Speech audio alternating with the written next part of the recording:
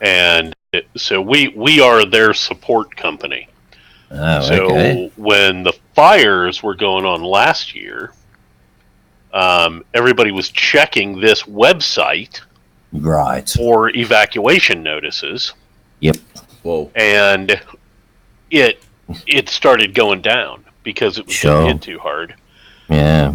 So you'll be very happy to know Yeah, it's more basically robust. basically three guys sitting in their spare bedrooms in the middle of the Midwest in the United States are Keeping it alive. taking Good. care of your emergency management website. Doug, It is slightly Doug, surreal. we have had this conversation before. You're I not know. Ixnay on the explaining day, the Anger Day. Yeah, it's all right. People are not supposed to know this, but I'll bet. yeah, everybody thinks there's some big control room somewhere. Right, right. Nope. It's a modern world, that's for sure. Oh my goodness! No, I've only had tangential contact with that, nothing of that magnitude. But I do remember going with the CTO of the company that I'm associated with, that serves the city of Milwaukee. That he had to troubleshoot the video feed for the Oklahoma state legislature from my hotel room on his iPhone. Yeah, there you go. Oh, wow.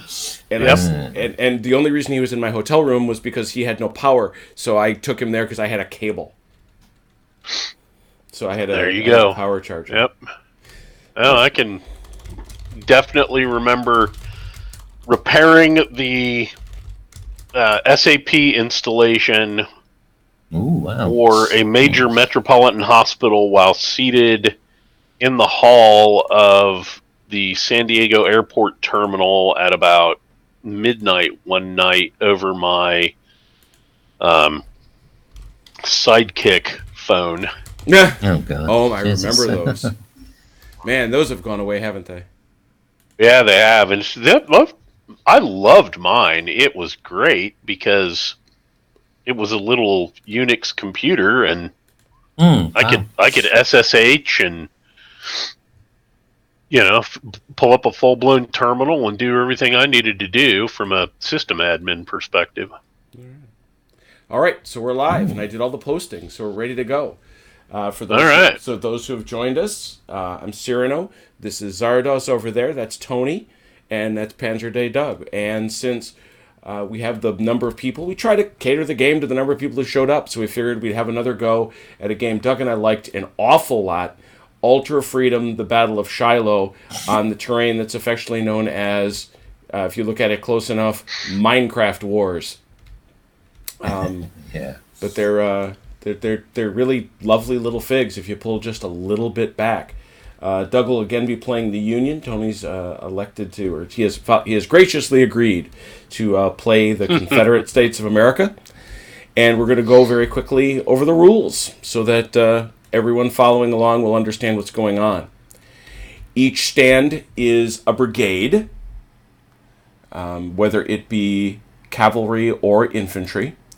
This game is built around speed. We've talked about that a lot. The scale is obviously pulled back as we're playing Shiloh on a 4x4 table, so I guess that's not a big secret.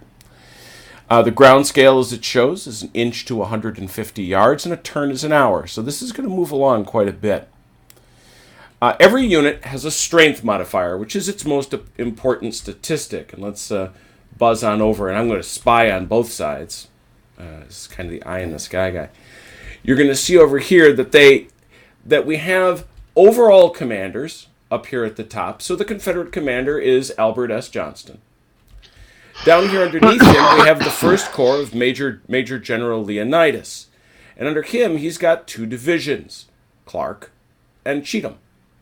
And you'll see that under there, they have brigades, Russell, Stewart, and then Johnson and Stevens. And they've got these numbers. Those are their strength modifiers, which obviously come into play in combat, so they bear watching. In addition, each of these leaders is going to have this statistic, which is their initiative points. We'll talk about those. But also here, they have these characteristics, Leonidas having one of my favorites, he is unreliable, which means every turn he rolls a d6, and if he rolls a 1, he gets no of those initiative or priority points.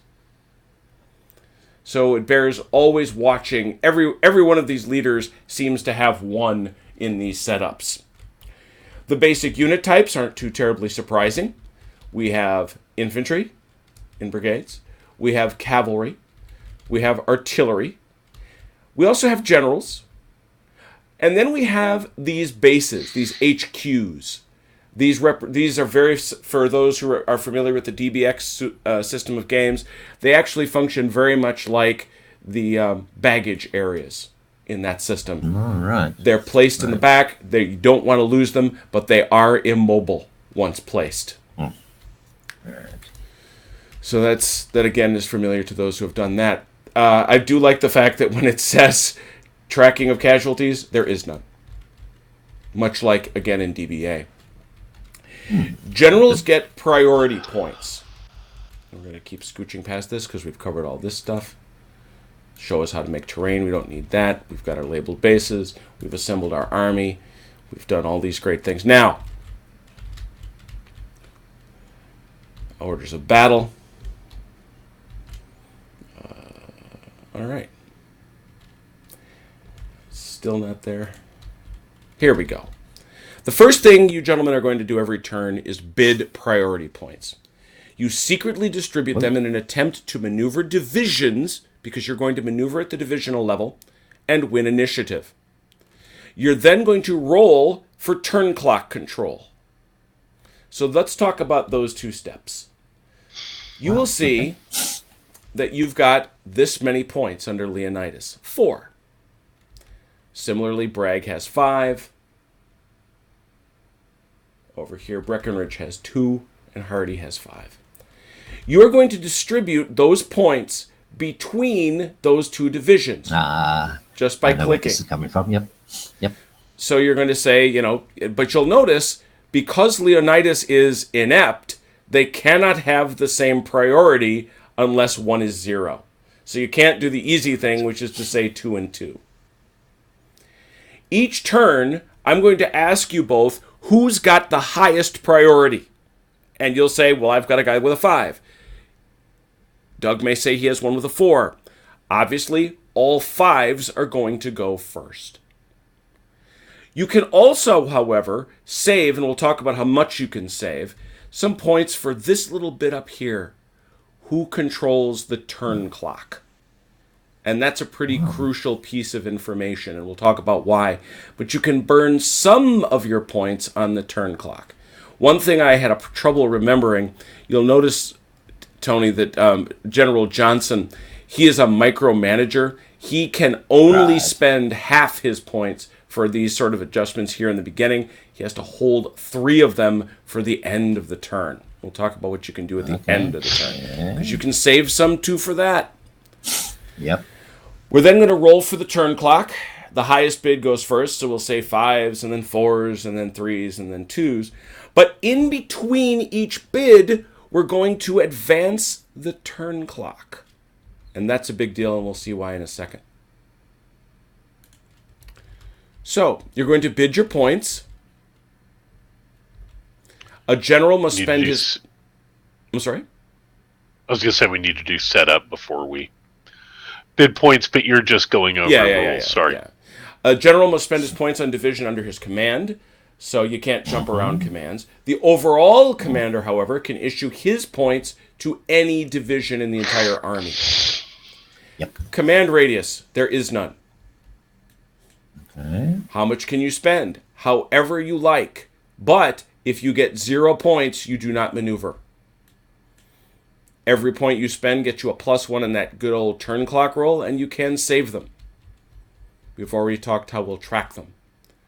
We will then roll for the turn clock, and whoever wins it gets to control it. Now, at Shiloh, Ultra Freedom varies the dice you roll. Ultra Freedom uses this 12-sided die, which obviously starts at 12.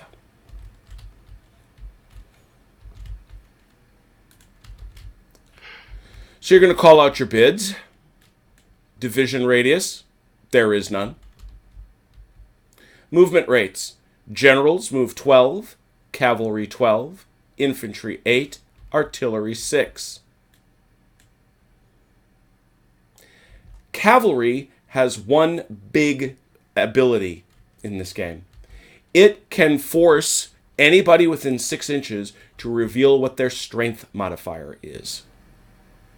Right. Do a little bit of sneaking about.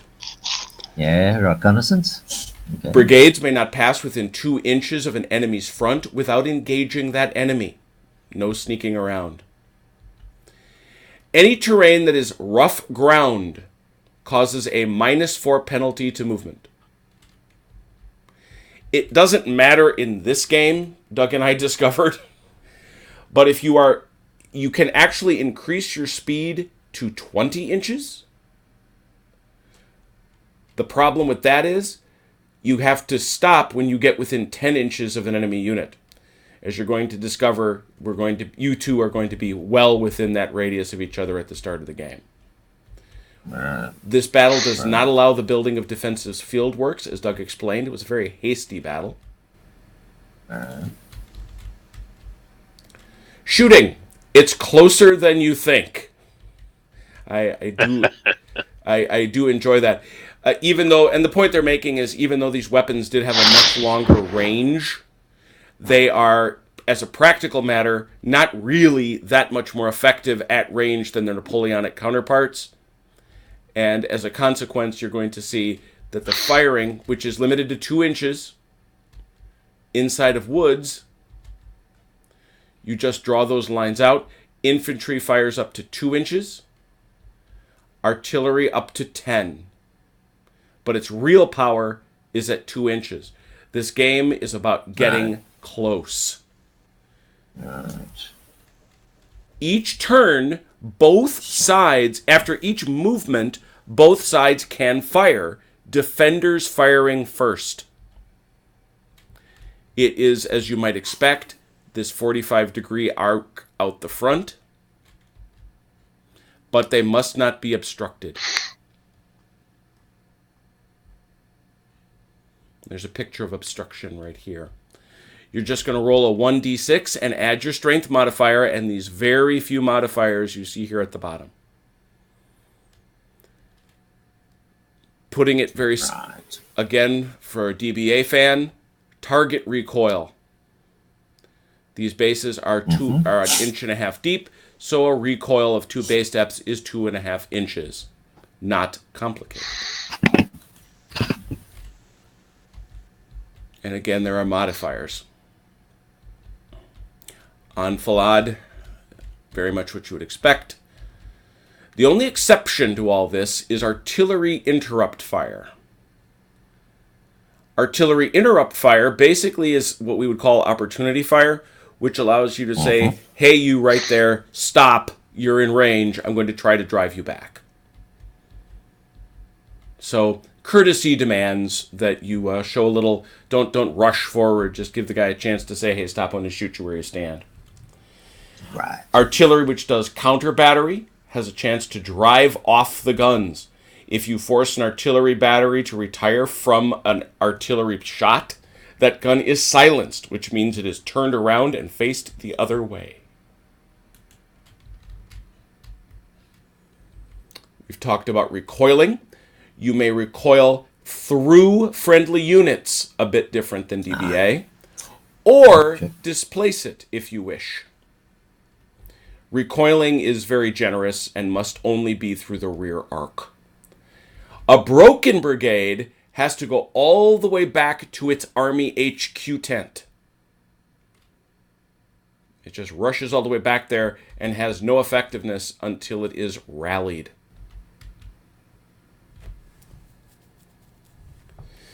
When 2 units move into direct base contact, this is close combat. Now again, it points out that this is not necessarily cold steel. It also includes close range fire.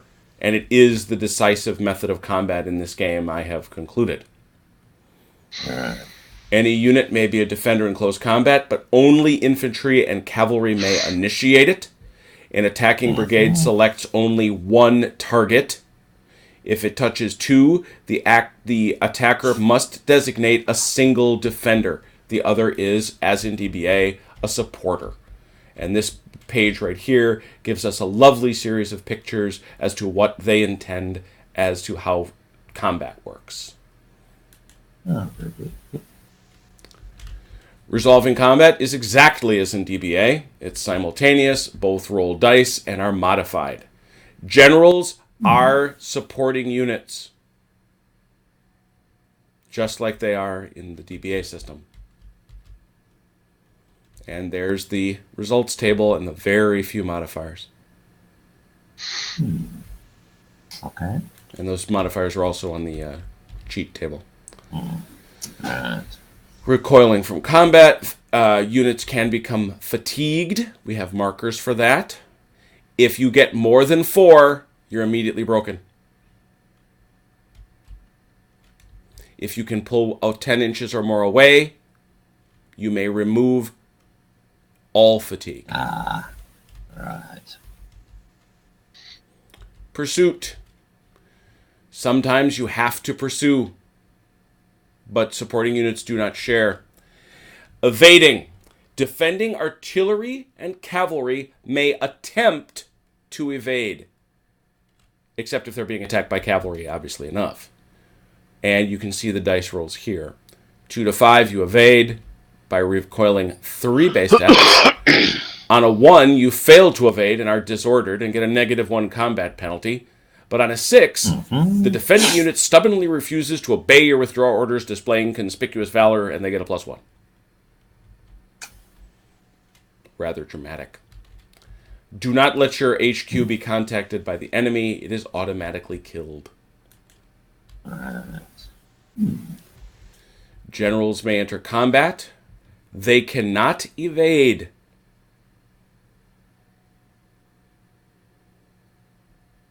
If the enemy comes into base contact with a general, he rolls on the fate table. It's a risk. And by the way, the odds are not good. All right. What about this turn clock? It's one of the nicest turn and clock. neatest little things, and I'd love to see it added to other systems. After the division with the highest priority bid maneuvers, you call out the next bid, so all the 5s go. But before the 4s go, both commanders roll a d6. Whoever has initiative determines how far the turn clock goes down. So, for example, if I roll a 1 and Doug rolls a 5, if he has the initiative, gets to pick whether he wants the turn to end quickly or more slowly. So, Doug is the defender here. He's going to want that clock to run awfully quick. What can you do at the end of the game? Or at the end of the turn, I should say, once we've gone through all those divisions. You may get another move for your generals. It's a free move. 12 inches. You may adjust the facing of your units unless you're in a Zok. And those priority points you might have saved, you can now spend them. You can spend a single point to move a single brigade within 6 inches, the only time that matters, and line of sight. You just, as they say, grabbing your general. Yes. And it can be any general, though. That's the interesting part. Right. You can just say, hey, you, over there, move. Okay. You can only do this once. And then rallying. Not too complicated stuff. You have to, it rallies and is placed within 4 inches, and it'll make it, but it keeps its fatigue, and you roll on this chart. Right. I think that's it. So that takes us to the specifics of Shiloh. Right. It's a small scenario. It lasts 11 turns, or until one army quits the field. Your first goal is to break the enemy army. Every brigade that is broken. Not a huge surprise. That counts a point. The Union Army is steady with a breakpoint of 7. The Confederates have a source of 8, so we'll be tracking that as necessary. The Union must bid 0 for its division priority ratings on the first turn. So the bottom line is, Tony, you get a free move. Right. Grant expected Lew Wallace's division to arrive much earlier in the day, but Wallace became lost in the woods. Starting at the end of the 2 p.m. turn, Doug will begin rolling for the arrival of those fellows. He needs a 6 to get them. He also, however, has this little critter, this gunboat. Hiding out on the river. He gets to move it, and it shoots like a cannon. Except line of sight is not required. All woods and streams are rough terrain. Owl Creek and Lick Creek may only be crossed at the bridges. And this sunken lane, marked by this stuff right here, this fencing, that is a +1 in close combat. All right. Interesting. Yeah, no points, no orders, no nothing good. Yep. The Union player deploys first, with divisions able to deploy in grid sectors A through D, 1 through 3. And 1 division must begin the game deployed at Pittsburgh Landing. So, what do we mean? Not too complicated. This is all the way across, and everything except the last foot. Ooh, okay. So Doug cannot deploy pretty much to there. Or if I were looking at it out here, there. Or if I'm looking at here, about there. All right. Otherwise, it's he's at liberty to deploy anywhere in here. When he is done, Tony, you will do it second. All right. And you will do it in A through C 4. So what that means, the first 1, 2, 3 of Area 4. You will get reinforcements in the form of Breckinridge's division coming up this pike right here. All right. So with that, Doug, you want to begin placing some fellas? I will do that. If I recall correctly, I can attach wood.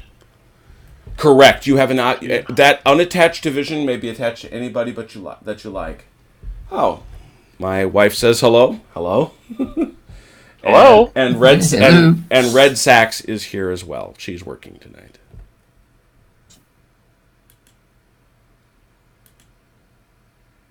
Is there a game tonight?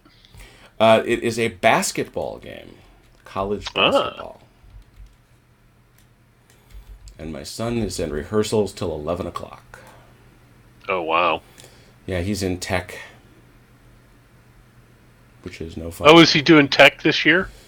No, he's they're in the tech part of the rehearsal process. Oh, okay. Where they finished their Sitzprobe because they brought the band in, I think, on Sunday last week. Yeah.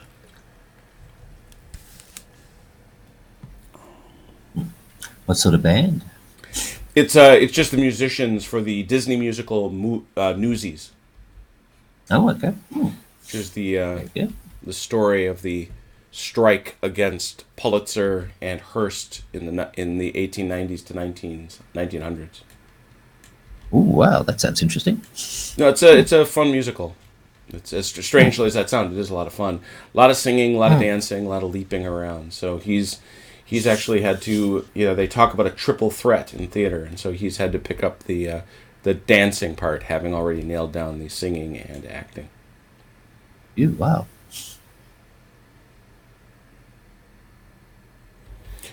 And I'm sure by now you've noticed, Tony, that the divisions are color-coded on the bases. Very good, yep. Actually, the corps, I should say. No, the divisions. They are the divisions. The divisions, yeah. Yeah. Which is nice. Do-do-do-do-do. All right, well, I'll see how much I know. American Civil War, the main thing is never charge guys behind stone walls. It's, Good note.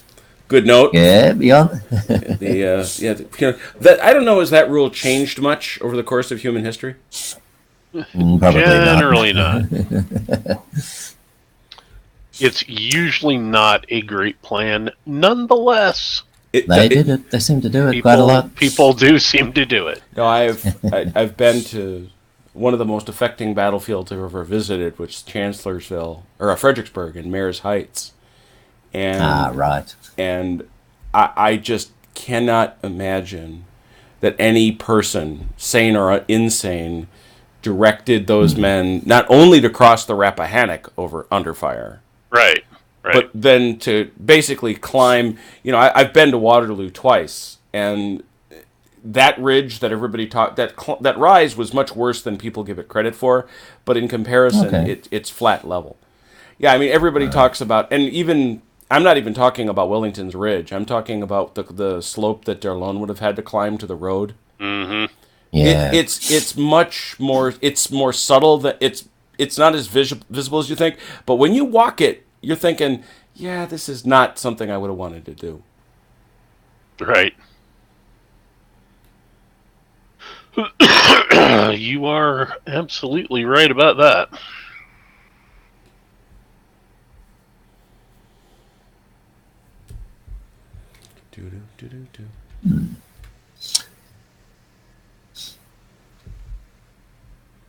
Ooh, we've climbed to 5 viewers. I'm going to say something.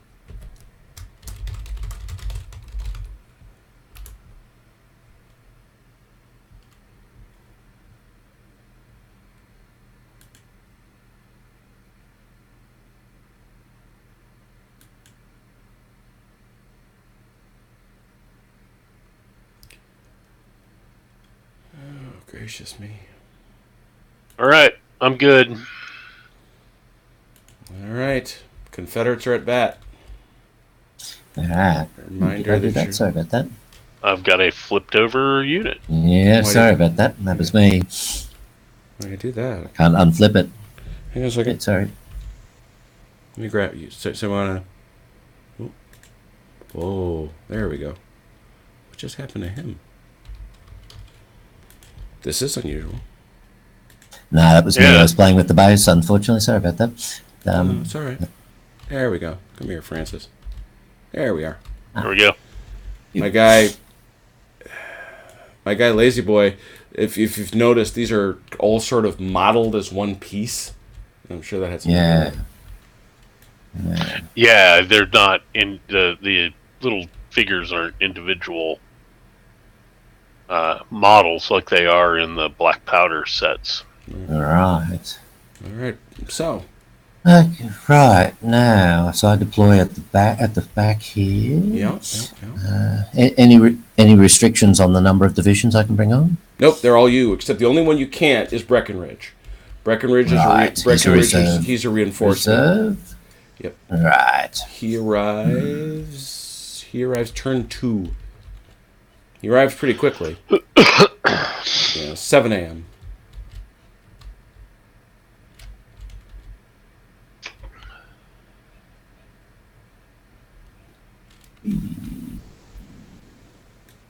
Oh, a man who has played DBA.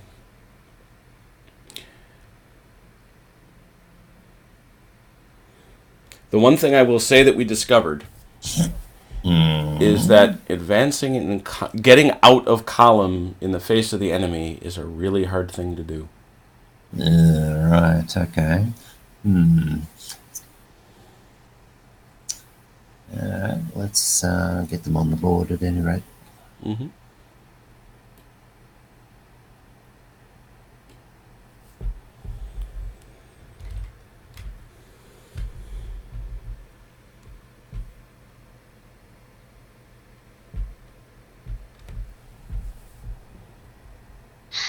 Jim, do you know where your background picture's from? No, that's a standard one. That's it. Yeah, I know. I will tell you to all the world, if it weren't for that hill back there, it looks like the hills at Jena. It's really crazy. It's like you're up on the Landgrafenberg. I've got pictures like this from up near the Napoleonstein.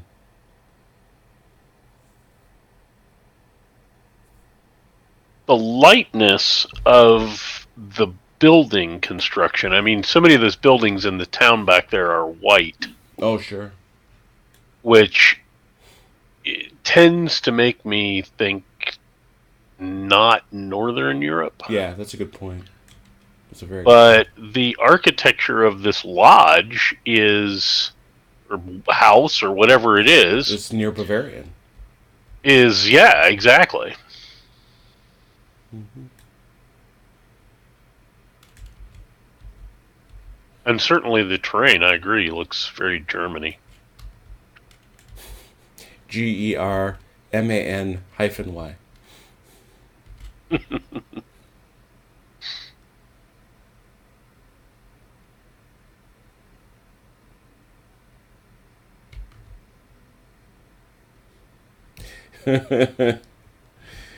Yeah. I'm putting my tents back here. Thank you very much. Out of the way, out of the way. Come and get them. That's, oops.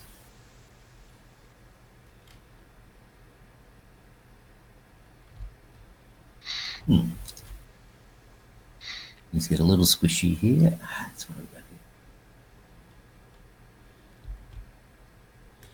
here. I mean, you've got a foot, Okay. which is Right here. you Right know, here. out to there. Right.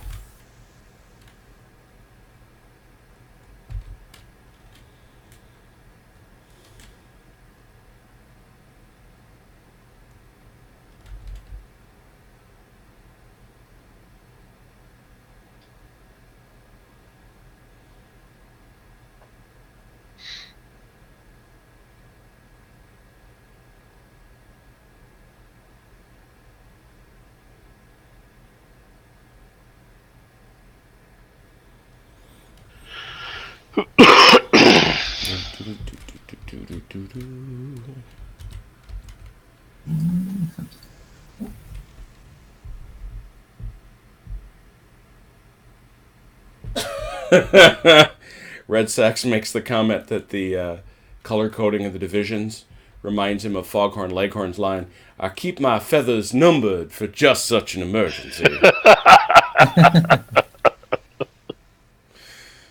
Yep. Not a false statement.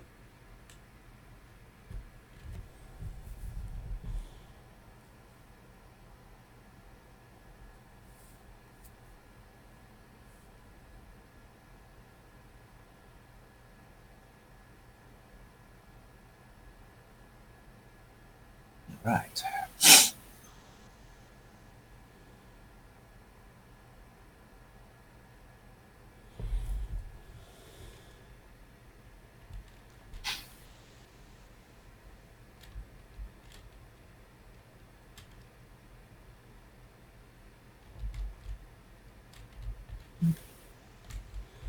Yeah, and it's fair to point out that a foot this way is not a small distance either.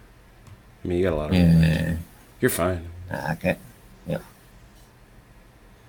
Some fellas grabbed these and put down grid marks for the squares. I find that offensive. I think this lazy boy did such a beautiful job setting up the terrain. I want to leave it as is. Yeah, absolutely.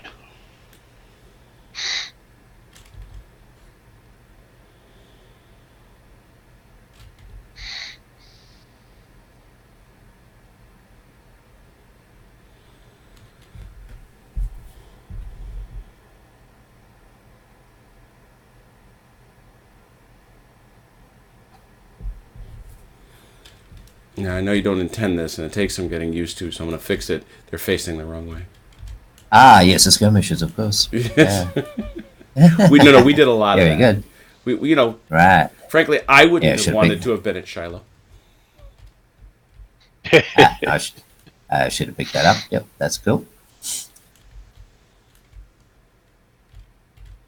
These men are making the conscientious decision not to be at Shiloh. To get away. Right.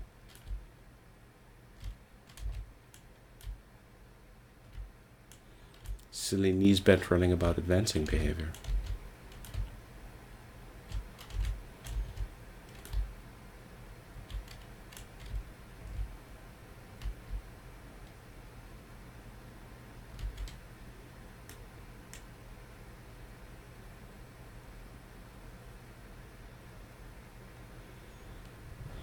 Well,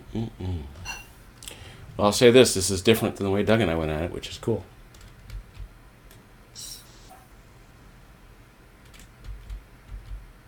Yes, yeah, let's see what we got. Whoops. Yeah, we'll do that.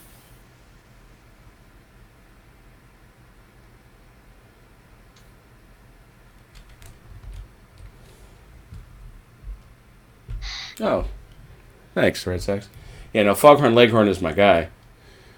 It's one of my favorite lines in all of Saturday morning cartoons is the time that the widow woman asks him to take care of her little grandchild, or maybe it's even her child, and he comes up to him and he says, "Ain't you ever played baseball before?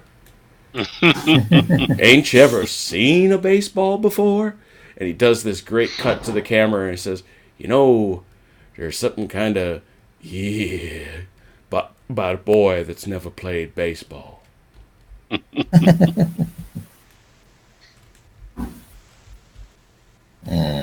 Something like that. Let's see what we got here.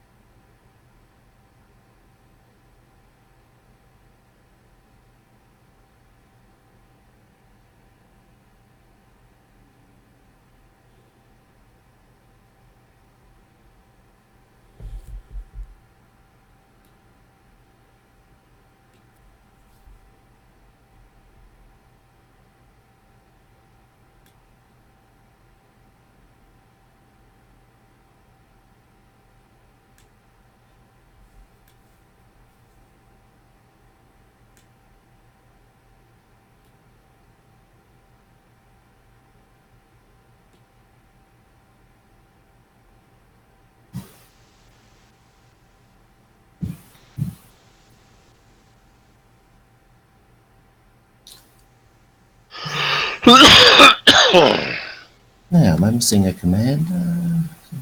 I don't think so. Okay.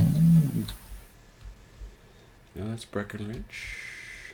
Who are you looking for? Third Corps Commander, so that should be Third Corps.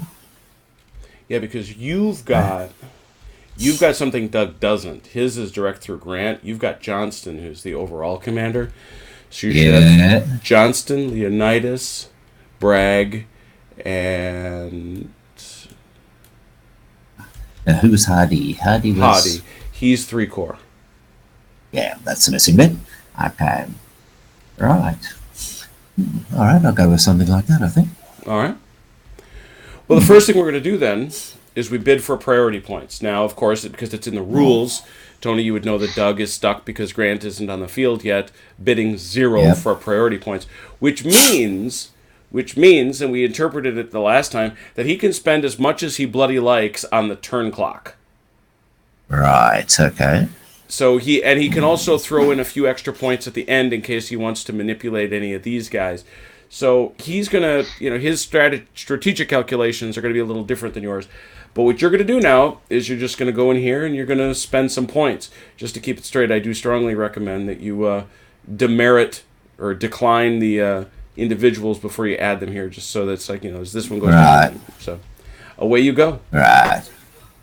All right, so now if I understand this correctly, so I start First Corps, I assign them to the divisions. Correct. Yeah, okay. Clark and Cheatham now. This is the trouble. Just need to work out where I put them.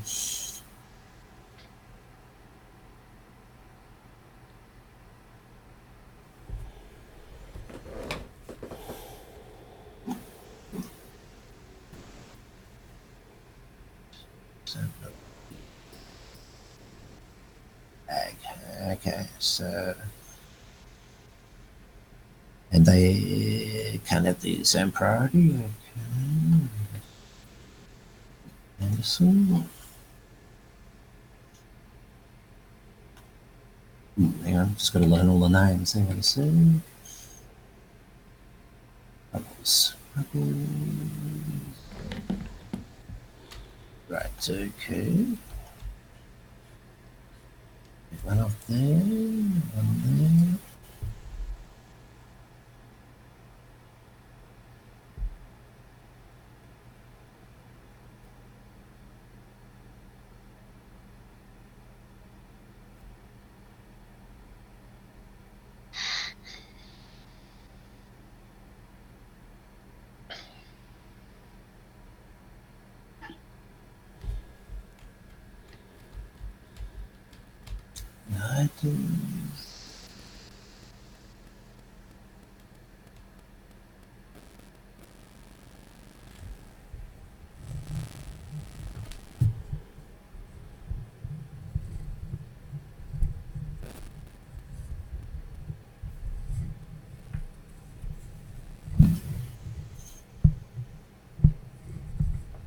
Right. If I can.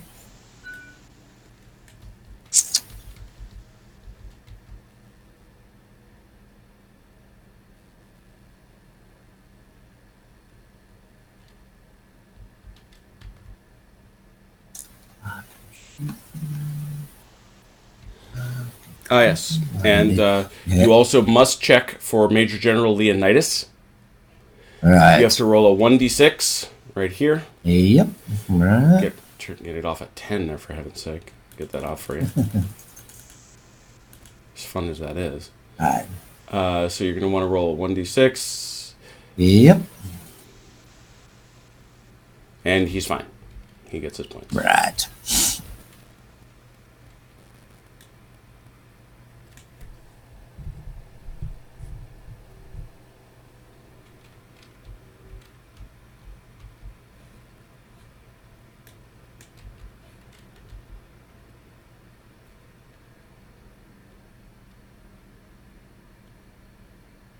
All right, that'll do me. I think I'll keep everything else. That one's set. That one's set. So I see what you're doing. Got it. And just a note that you do have these here, which you can just pass downward. And you can also do this if you wish. The turn clock. I'm not I'm not sure I understand the implications of that. So, well, it's also, this is a good turn to learn it because, quite honestly, Doug can dump the house in that. Okay. Because he's going to be able to spend all his points, or at least nearly all of them. So when we go over here and we ask him, "Hey, Doug, how many points did you bid on the turn clock?" A lot. So you could certainly bid up to, and he can bid up to 3, obviously.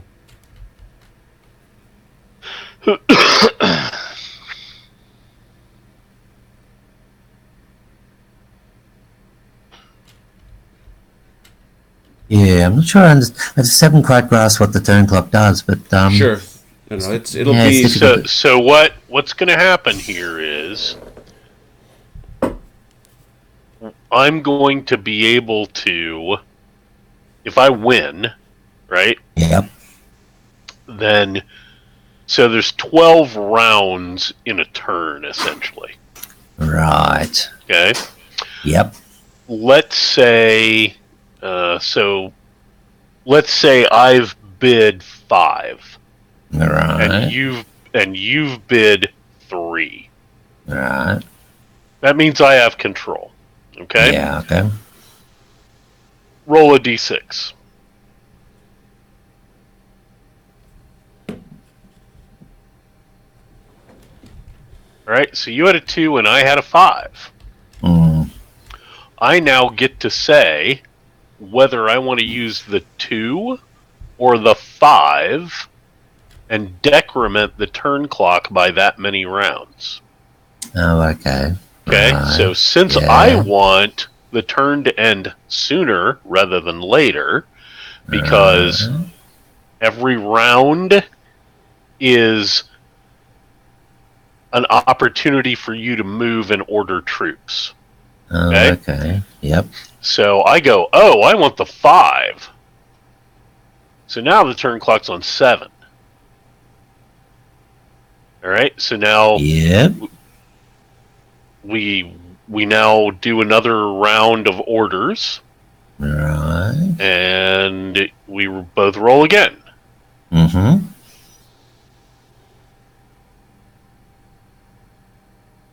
Okay. So Mm-hmm. I have control, so I say I'm going to use the 3.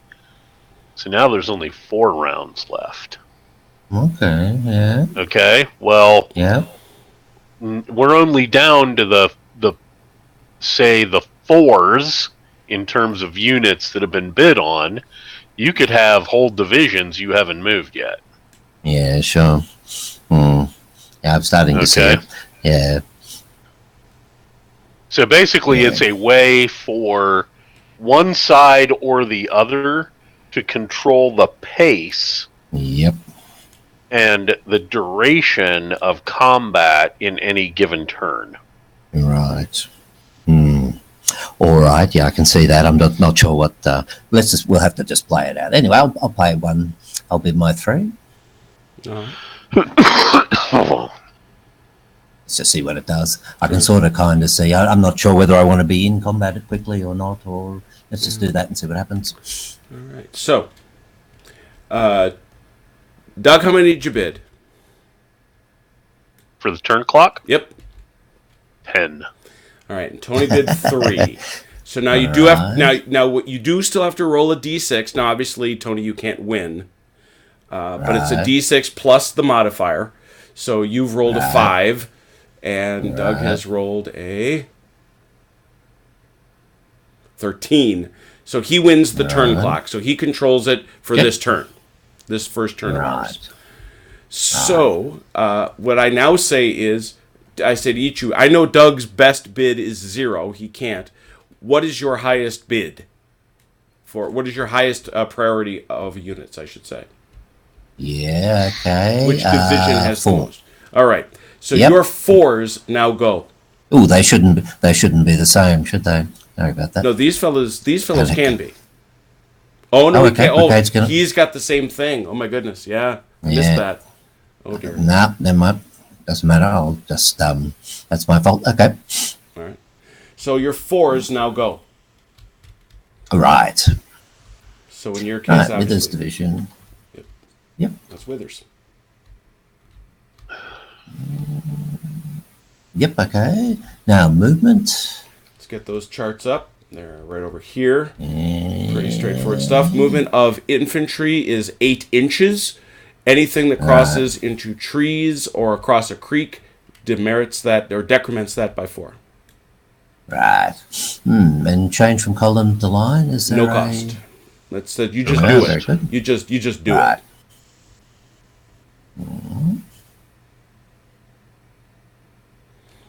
And I would always recommend the grab and measure method. How do I do that? You move him back. There you go. That's it. You were doing it. Yep. Let's see where the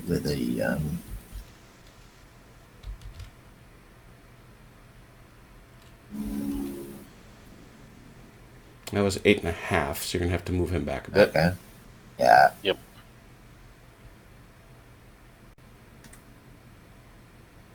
Let's do that again.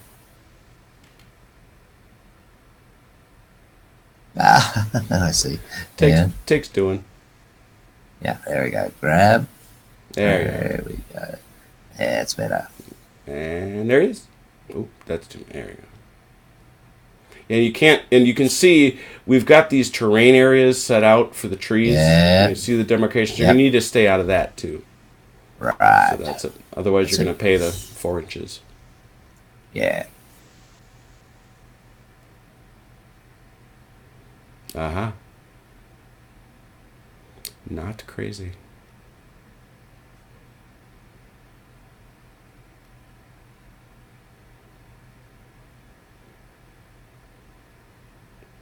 My OCD thanks you for turning him. Here we go. And now I decrement So, Supplement by do you have any other 4s? I don't think you do. no. So you can just leave that as is. Right. Just leave this Okay. as is Oh, I too. see. Yep. Yeah, we'll clean Yep. it up next. Yep. Right. So you don't have any more Yep, 4s. right. So now you're going to roll. This is where that thing that Doug was showing you comes into play. So now you're going to both Yep. roll a 1d6.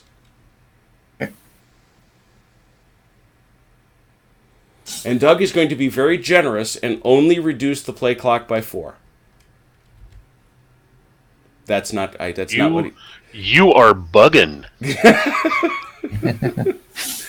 So, Tony, what's your next lowest priority number? Yep, Mr. Ruggles. All right, there Should he be is.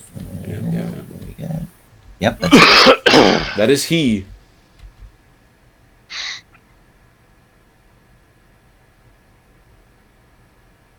Okay, that's going to move him onto that creek. So you're going to have to. Yeah.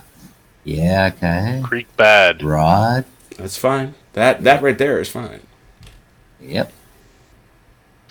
It's probably the.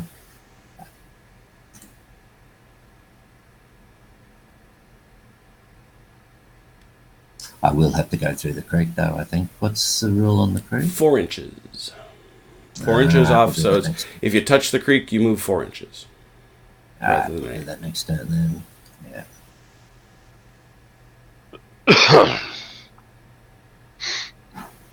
Very good. At 10 a year, this battle is fought basically in the bottomlands along the Mississippi River. This stretch of water over here is the Mississippi. Right. So terrain-wise, it's a mess. Right. Thick forests, swampy ground. Eek. Right. Kind of the place you probably wouldn't want to pick to put a couple of all. armies and have a battle. Right. So I think that was all for Ruggles. That's it. And I don't think you have any more 3s, so you're both going to have to roll on the terrain clock, or on the turn clock. Right. Oof. Oh. And that ends the turn. Ah. Right. That was brutal. So that Right. ends the turn, which takes us into this sort of a cleanup phase at the end of each turn, in which you can now any of your generals get a free 12-inch move. You can fiddle with your facing as you like. You can't move, but you can move your facing. You can also Right. first you should do that to see if there are any generals you want to move. They move 12 inches at a time. Yeah. Nope, I'll stay with that at the moment. And do you have any facing you wish to change of your units? No, that'll do me at the All moment. right. Well, now that leads us to the directive orders, the things where you can grab those fellows by the collar. Did you save any points for that? You had to, because Johnston is a 3, right? He's got right. He's always got to have that 3. Yeah. Yep. Okay. He's always got to have that 3. So Johnston can, but the thing is, Doug won the initiative, so he will. I ask him first. Doug, you got anybody you want to fuss with? Nah. Let's just sit quietly. Or sit quietly in the trees. We're still making coffee. Very good. You have 3 points. Do you have anybody? Where is good old? Technically, I can't anyway because Grant's not on the board. Oh, that's right, because he wouldn't be anywhere nearby. Where is Johnston? There he is. Yeah. Anybody within 6 inches, hanging up back there, which is not a surprise. Anybody within 6 inches of him? I think there is. Those lads and those lads. You could notionally spend a point to make either of these folks. These guys. Nope. Either this gun, either this battery, or this unit move 3 inches. Can't do any harm, that's for sure. Or move 6 inches, I'm sorry. 6.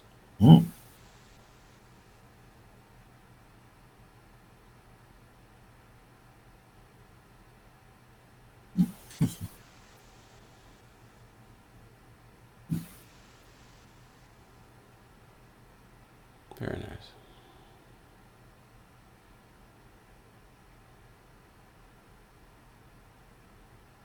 Oops. Do that. That's better. Mm-hmm. All right. Mm-hmm. That would be that. Mm-hmm. And I do believe there's no broken brigades, there's no fatigue, there's no fatigue works. So that's it. That's turn 1 right there. At the end of turn 1, Okay. Ulysses S. Grant arrives on the battlefield. Okay. Way! And at the end of turn 1, Breckenridge arrives. In the fashion of all reinforcements everywhere, he arrives at A4. He comes in off here. Oh, okay, right. I put him on now? Yep, correct.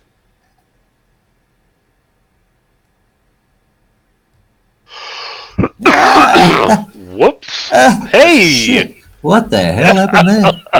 That's what happens when they bunch Yes. together. Exploding rebs. Yeah. Oh, no. That is what happens when are they still doing it? I gotta back up a little more. Hang on. Holy Jesus, wow. Yeah, that's the one thing, and that's why grouping is fine, but when you do it, you have to be pretty tight, like this. All right. And you must not, above all else, move quickly. Because then it thinks you're trying to shake dice. Right. There you go. Okay. There we go. All right.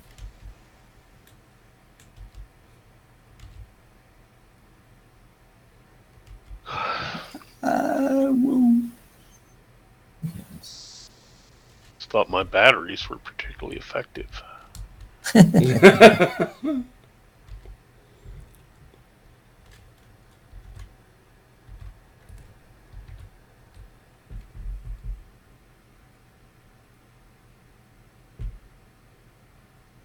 What are those guys covering? Dismounted. It's all dismounted cavalry, I take it. Yeah, it's a mixture of both. The idea is that these sorts of ranges, they're going to move faster to get to combat, and then they're going to dismount when they get into the fight. Yeah, unless they're fighting other cavalry, but at this scale, it's 6 and 2/3s. Not a lot of cuirassiers in the American or Confederate armies during the Civil War. No, that's what I must admit. I like Napoleonics. The opportunity for tactics is a bit more robust. Yeah. You don't have a lot of heavy cav in the American Civil War. No squares, no. Nope. Column, line, and square.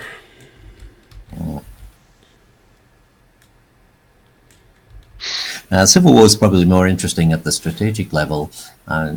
Gearing up to play the age-odd Civil War game. Oh. That really should be interesting. I like their game systems a lot. I am less than thrilled with the new one. Oh, okay, that's interesting. The Fog Empires. That's interesting. I've got it and I had to play around with it, but I haven't really done much with it yet. Okay. Yeah, I'll probably suck it up, but it just... Anytime you start talking about year-long turns, it just doesn't... Oh, okay. Yeah. Oh, we should try some play by email for... Yeah. Certainly...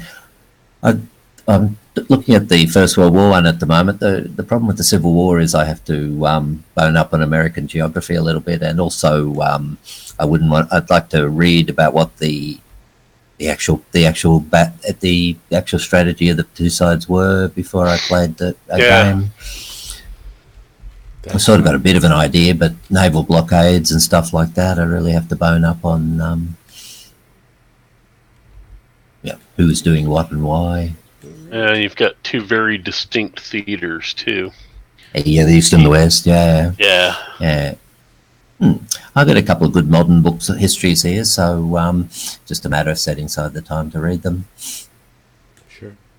Yeah, the Civil War game's pretty good. It's their masterpiece, I think. Yeah, it's very highly recommended. I really like their...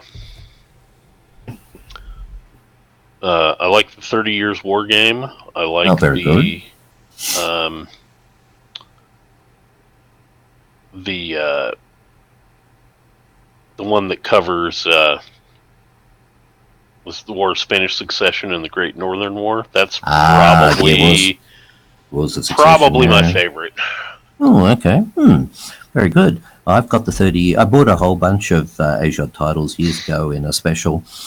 Still, actually, mostly playing the ancient one just because there's so much material in there. But, we could certainly do some PBM on Wars of Succession. Yeah, that's a good one. The Frederick the Great one's pretty good too. Excellent. Right. All right. I'll take you up on that later. Because the PBM system works very well. Mm-hmm. Yeah, it does. Yeah. So, with that, Alrighty. it is time to allocate priority points for turn 2. Allocating away. Oops. And for Leonidas, you have to roll that 1d6 to see if he gets his priority points. He does. I'm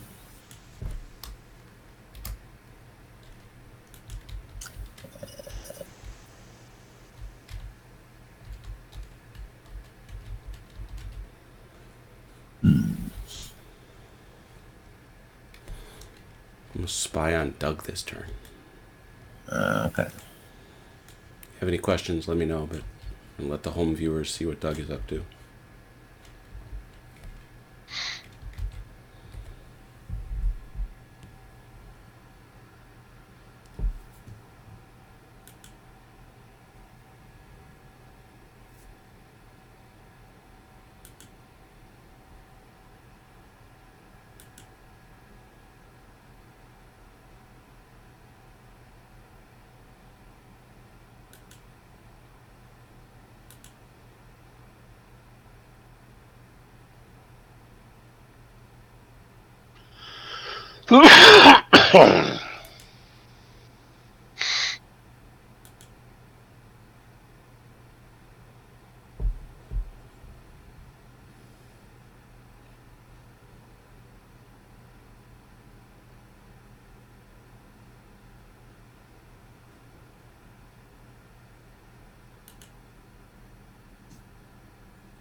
I don't know, I feel like I should be doing this in that hushed whisper of the people when they're doing the card games.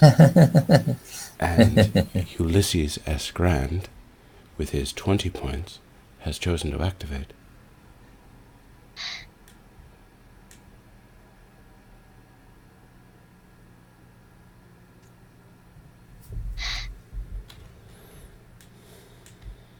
I am all done. All right. Hang on a sec. We'll see what our friends the Confederates have.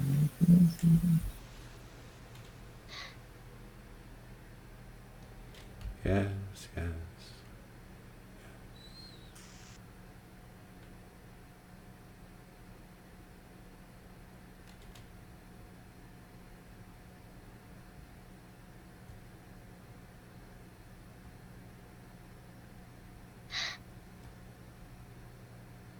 Right.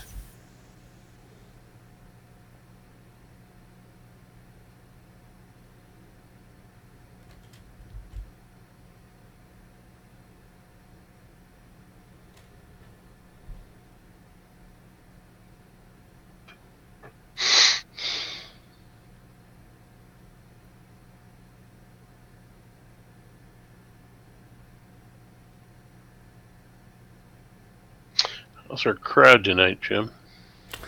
A little light tonight. We're only being visited, I think, by 3 folks, other than me, of course. Right, that'll do me. Have a look. There. Oh no, we got we're back up to 6, so that's nice. Hey everybody. That's good. All right, you're all set. Yeah. All right, just I must remind you, unfortunately, that he needs to. Oh, that's right. Yeah, God, yeah. You're gonna have to give 3 back. Yeah. Yep. Sorry. Nope. That's all right. He's a bad man.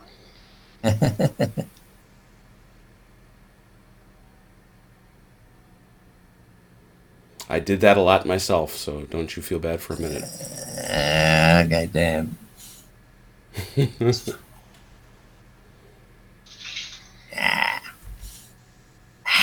All right. I feel you. I know this pain intimately.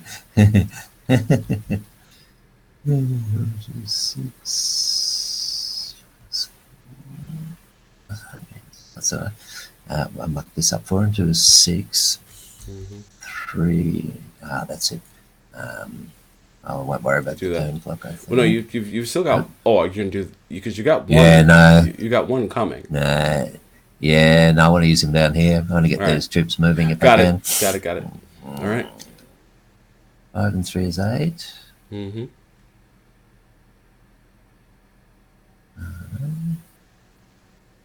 All right, Bold. that's it. That seems correct, I think. Yep. All right. Boldly done.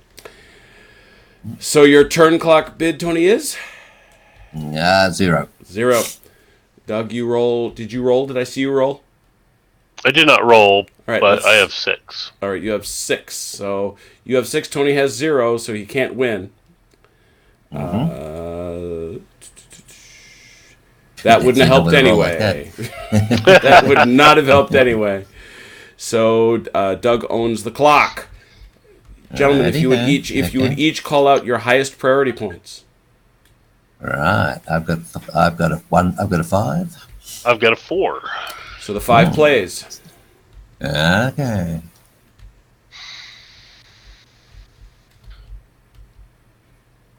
Four inches through the creek, eh?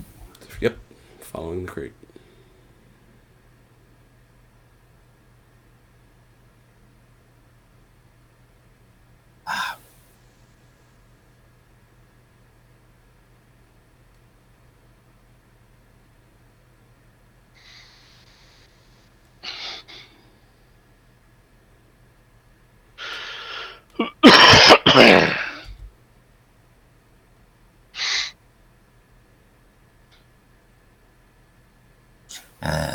Artillery in the creek. Mm-hmm. Same thing.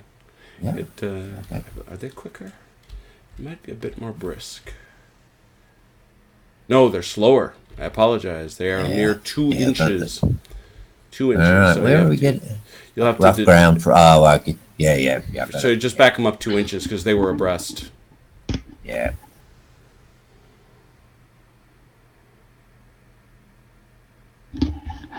Oh, it's not that far. No, they're close enough. They can't do much until the infantry clears that creek. Yeah. All right. I believe that was your 5. Yeah. All right, gentlemen, if you'd roll for the turn clock, please. No. That's the best possible one, right? That's the best possible answer you could have had. There we go. Yeah, okay. All right, so You can lead to cut it to 9, and now we go to the 4s. Correct? I have a 4. I don't. And I don't. All right, so the 4 plays. No. All right. Well, I'm not sure that I can do much. Well, you could. I'm not sure you want to do much. Well, yeah, I could, You can come flying out of those trees, but yeah, but hard pass. hard pass. Guns are 10, if I remember correctly. Yeah. So, we're gonna quietly sit here in the trees, going, "You hear something out there?" It's probably it's quiet out there, Sarge. Too quiet. There it is. And so that puts us on to another roll for the turn clock, please. Okay, I'm starting to see how this works. Yep. Ooh, that hurts. But that does mean 3 plays. Right. Do you have any 3s, Doug? Okay. I have 3s. All right, so his 3s go first, as he has the initiative. All right. Once again,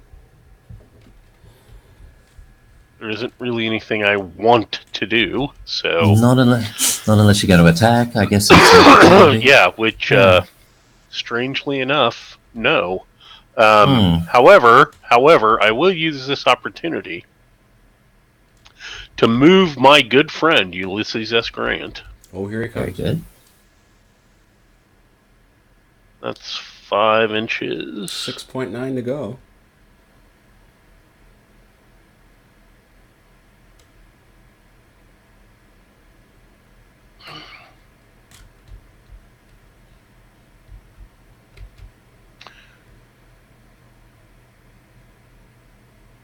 All right. Yeah. It's my 3s. I've got 3 3s.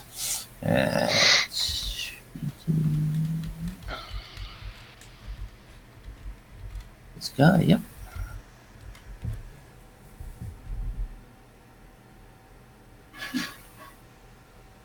Oh, so the one day, Brant, you could have come and actually played, you decide to leave. I see how it is.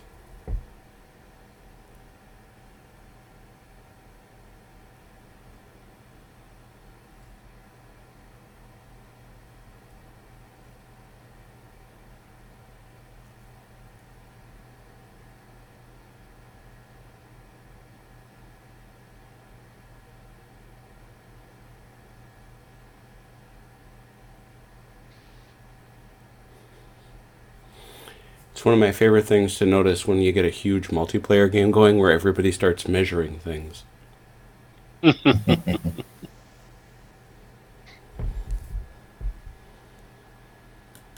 Well, now we even have spectators that want to be able to measure. Yes. Kibitzers. Yep.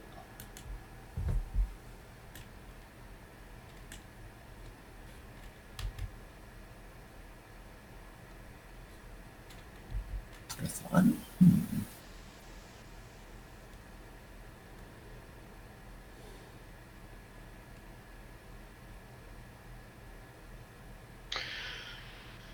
I think I'm going to have to break down and buy Command and Colors Medieval. Why is that? Oh, because I'm in a Belisarius phase. Very. Is that a thing? I didn't know that was a thing. It's a thing. It's honorable. It's a good system. As you know, I'm very fond. Well, I've ordered Cataphract as well. Ah, yes. Because I have almost all of the rest of the Great Battles of History games anyway. So I might as well add that to the collection. David and I are giving a good smacking to One by the Sword right now. Oh, cool. Yeah, it's a lot of fun. As revised? That system's got a lot to it that is not immediately obvious. Mm-hmm. As revised, I assume. Of course, yeah.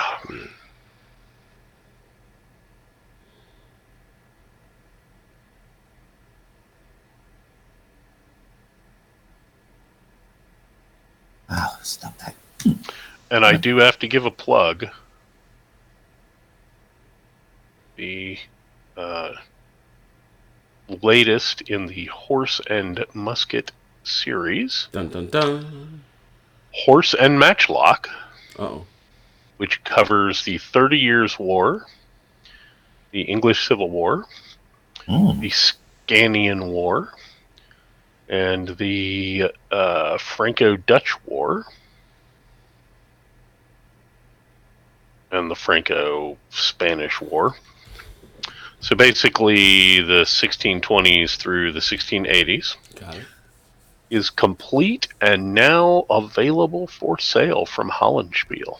Dig it. Yeah.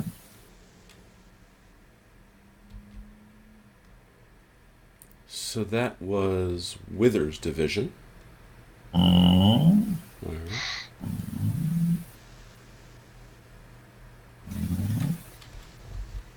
right. Yes, this one. Yep, okay.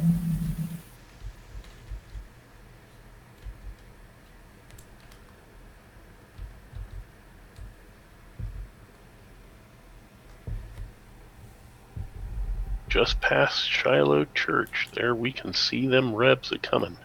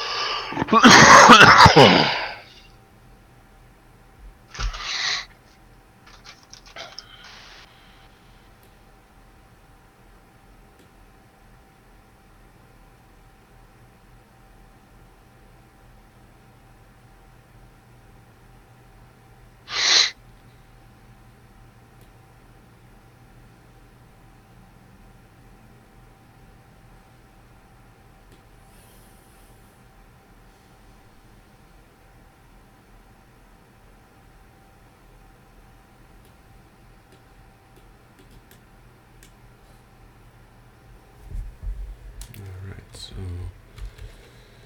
Okay. you've got Hardy. Yeah, where's he gone? Ah, yeah. Hardy, Withers, and Cheatham. We Cheatham and Howe. Here we go. Hardy. Where is he? Oh, goodness. Is he? Yeah, no, Yeah. I'm getting confused. That's it. Here we go. Yep.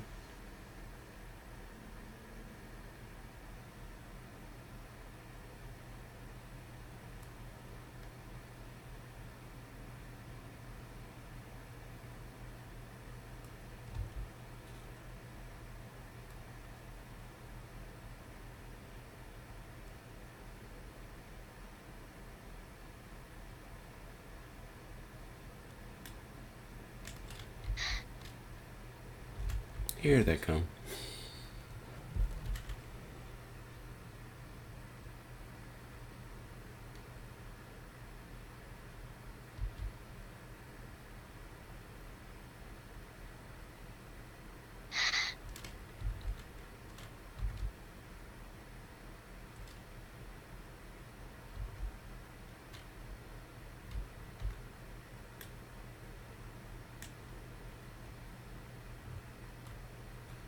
All right, I think that's my threes. Yeah. Yep. All right, turn. It's time for the turn die. I got some ones. Oh yeah, You know. that's right. That's right. Well, he's got stuff to move too, and he'll get to move them. Wow. And he will get to move them because he has twos. Do you have twos? Yes. What did he roll? A 1? I rolled one. He rolled a 1. Okay. So your roll will. We're down to 1. Yep. So this is the last turn. Okay. All right. Yep. Okay. Last Well, that's round cute. to borrow Doug's Yeah. usage. Yeah. Yeah. I'm starting to see how, but I need my points to move. I don't know how I can win the turn clock. It's more for if someone who's defending and doesn't need their points to maneuver their troops, then they pretty well win by default. It's true. Well, once the fighting starts, I'm not disagreeing. Once the fighting starts, you do need to use it for other things. And Okay. and Interesting. the other thing is although I screwed it up, so I'm not going to defend my own strategic ability. We'll see how you do.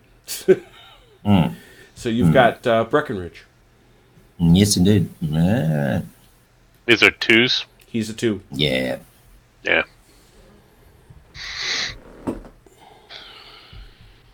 So I take it my dismounted cavalry move as infantry, or Nope. They move as there's really no such distinction. okay. It's 12 inches. cavalry is Right, okay. cavalry, so it's 12. Yeah. Yeah. All right. I'm not sure what I want to do with them though. Okay, you are facing the same Yes. problem I did. I was kind of curious to see how you cracked this particular nut. Yeah. Move them. Yes. I really don't want to send them up that road. They have to turn and... Neither did I. No. All right. Well, I'm going to walk away. Discretion is the better part of valor. Yep, that's what I'm going to do. Okay. 3, 8, 4. Okay, here we go. When in danger, run away. Run away.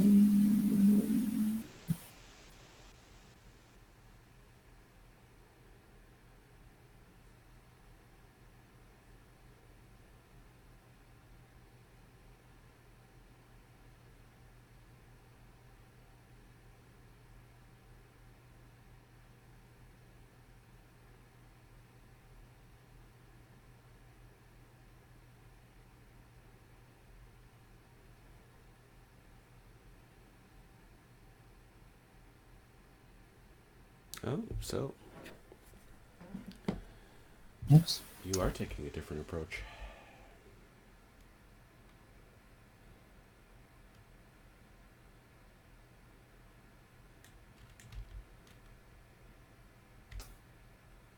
Warrior 12, okay. Yeah. Always press the caps lock button. There we go.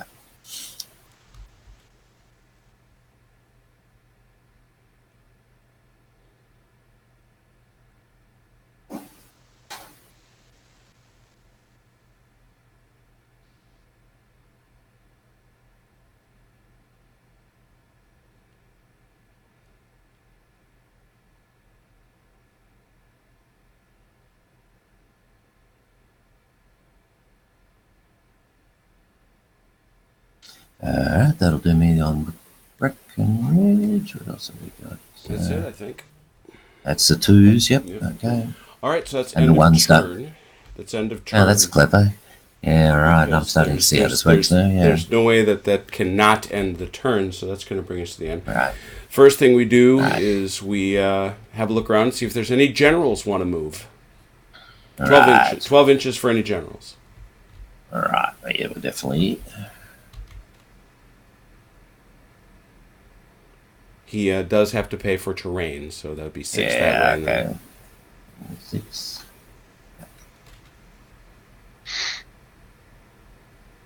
Oh, God. Keep pressing the. That's better, right? 5.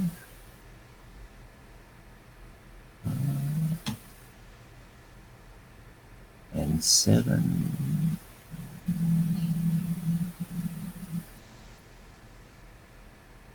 There we go. All right.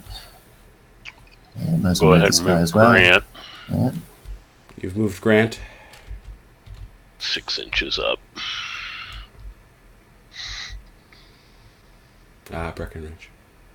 Get him in the midst of so 12 minus 4. There we go. Alrighty. Yeah, no overlaps. All right, that'll do me. All right. And then if everybody's moved their generals, you can tweak your facings if you're inclined.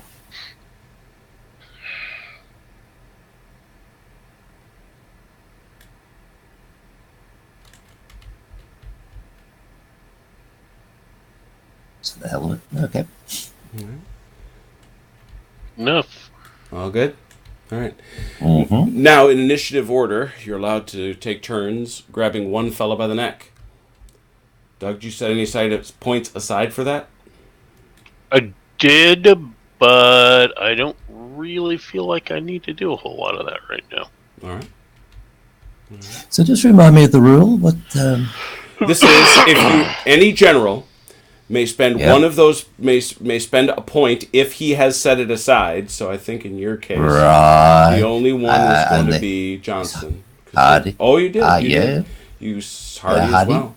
They can grab any unit within 6 inches and move them 6. I believe it's 6 and 6. Let me check. Right. Suddenly I have a blank. Yeah, I think they can move their normal movement. They have to be within 6 inches. Is that it? Right.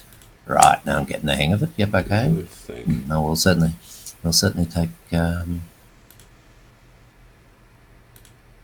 maybe they can only move 6 inches. I can't really remember. I think there we go.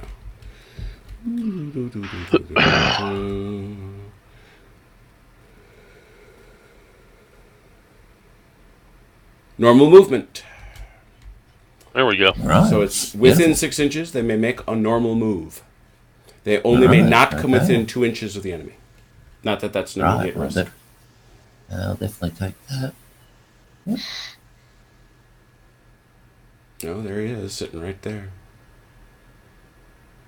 Smacking guys on the back of the head with the flat of his sword. Yeah, it's pretty important for the Confederates to have that, and Johnson, that's how they're going to get these brigades into combat. Into action, yeah. That means Johnson's there, so he can do that as well. All right. Well, especially since it's otherwise that half 3 is a crippling demerit for them. Mhm. Yeah. Right. Yeah. Well, and the way this is Alright. play balanced is the Confederates have a bunch of commanders. Right. I got one. Ah, And so right. Yeah, right. you have a lot of flexibility in post hoc movement this way if you've saved the points and you're actually required to do it. Yep. That's it, though, I believe. But I don't. Yeah, so the 3 points. Yeah, you've got a third. You do have a third. Ah, right. Yeah, okay. Yeah, now it's all starting to make sense. Right. Phew. Right.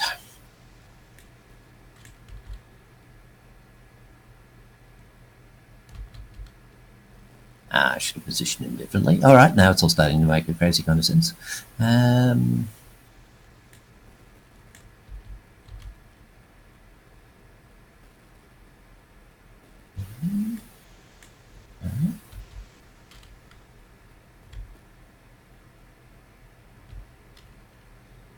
right.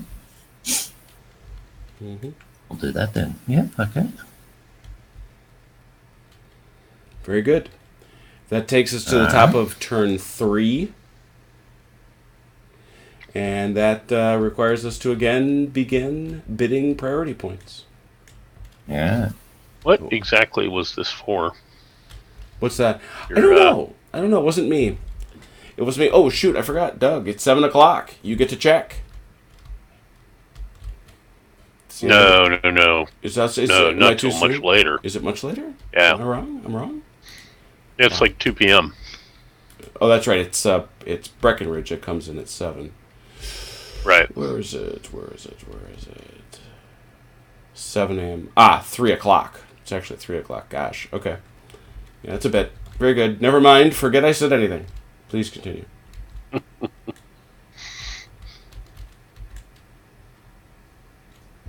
So, setting of priority points for the next turn is in order. Yeah. All right, let's get cracking. See if I can get them cracking.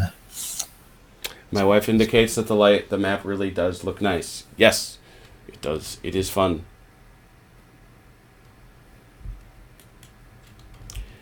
It is fun and silly. That's why I like it. Curious what you think of it, Tony. Yes, it's very nice. From a distance, the slightly squared trees don't look too bad at all. They really don't. It's really amazing how that just sort of fades in there, doesn't it? You really have to get right down to see the Lego 6. It's just the 6 mil style that you see on the tabletop. You really have to get down right there. And if you've ever played 6 mil, you know that they're usually not. They're not easy to see. Yeah, they're not the most spectacular figs anyway. No. They do look cute, like little Lego figures. Yeah.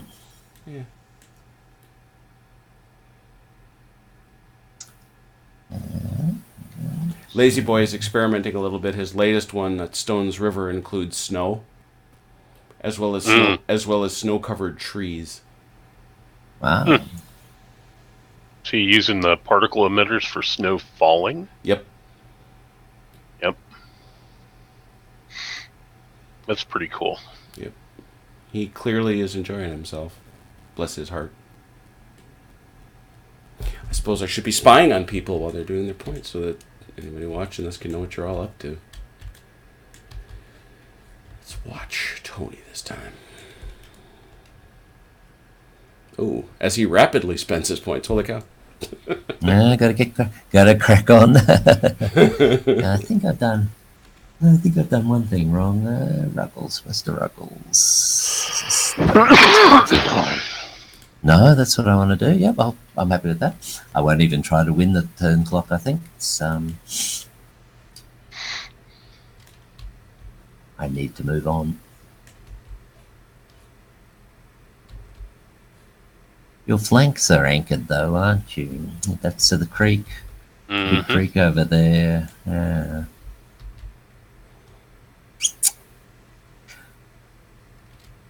I played the Take Command Scourge of War Civil War games. I just started playing with them, sort of getting your brigades into the other guy's flanks, as well as not charging stone walls. Got to get them into the flanks. That's for sure.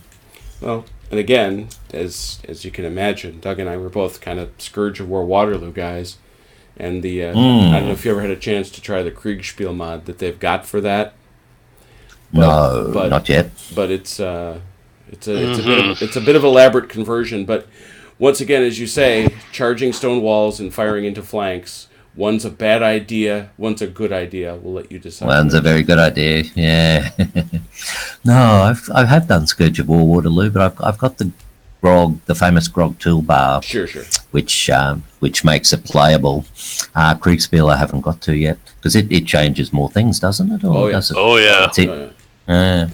Not the least of which it wants you to play headquarters in the saddle. Oh Right. God! Ooh, no, I'm not ready for that. Ouch! But the game out of the box is unplayable with all those stupid sort of right click. Yeah, I will never understand why they thought that was a good system. Would never. I've made the comment on the boards. It wouldn't have withstood my first round of playtesting. Nope. I'd have gone. That's bloody nuisance. Why did you change this? Nobody plays this way. Once they put that new toolbar in, it is actually very playable. I really should get back to. Yeah, it's a nice game. It's a nice system. Yeah. It wouldn't be the craziest All thing. You're all good over there, Doug? I'm good. Yeah. Tony, Yeah. you're spent.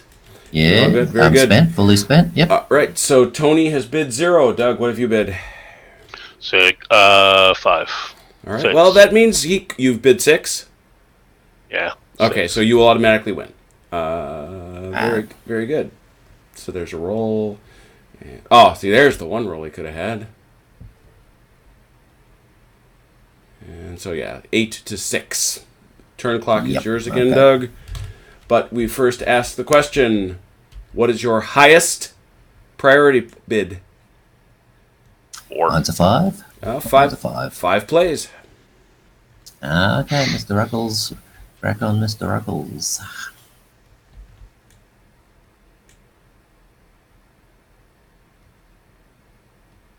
Away he goes. 8 and 6. 8 minus 4 is 4. Mm-hmm. What you doing over there, Doug? Just checking.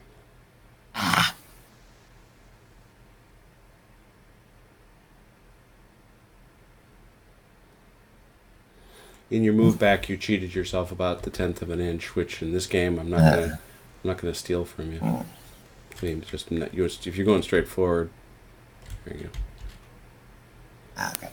Given circumstances as they are, now it's time to drag the guns.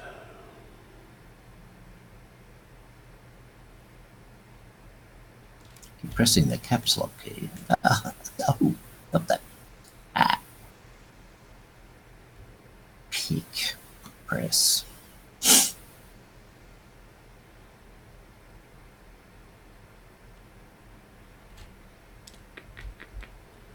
All right, that was Ruggles. I believe Doug, Mr. Ruggles? you had no 5s, correct, Doug? No 5s. All right, roll for the time clock, please. Ooh, good roll for. I'll take the 3. Yeah, I thought you might. Still a good roll for the Confederates. Mm-hmm. Doug, you said your next one down is a 4, correct? Correct. I have 2 4s. 4s play. Okay. And we will start with Sherman's division. He drinks. Artillery moves 6. 6.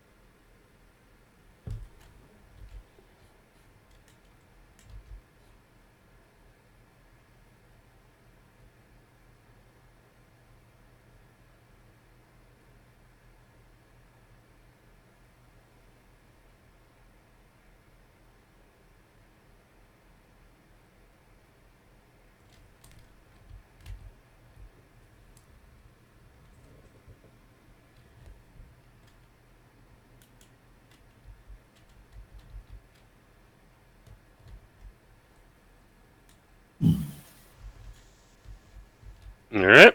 That's one command of mine with 4s. Right. No 4s on the Reb I side. have another one. No 4s on the Reb I have one side. more, but we alternate. Yeah, he doesn't have any 4s. Oh, So okay. you So go. I've got one more 4, which is Prentice's boys here, but they really don't want to do too much given the situation. So Turn that's clock. it. Turn clock, please. Okay.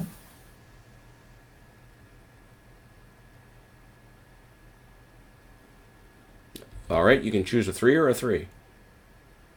I'll take the 3, Alex. Speaking of 3s, you got any 3s? I got lots of 3s. All right. I have no 3s. All right. All right. Confederate 3s play.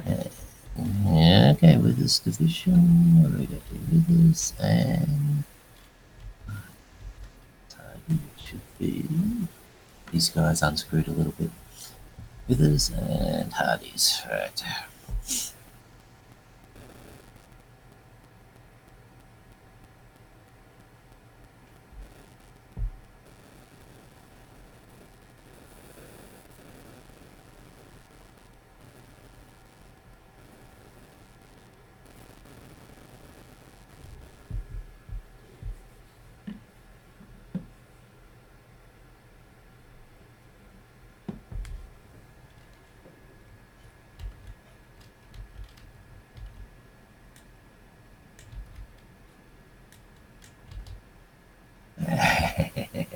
Yeah, okay.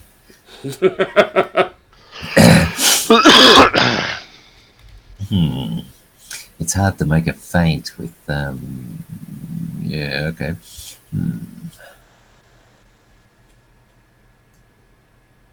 Yeah, okay.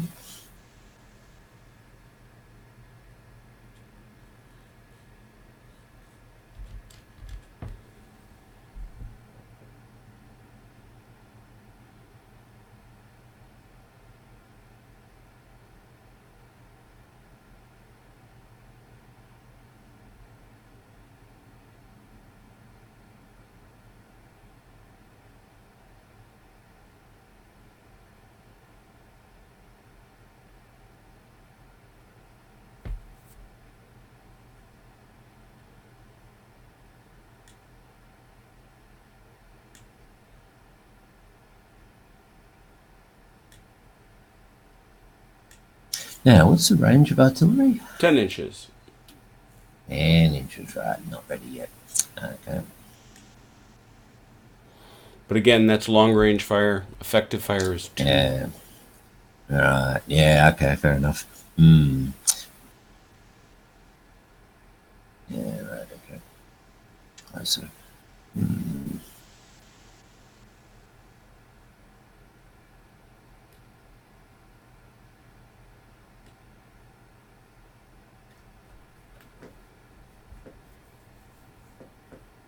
All right, do that.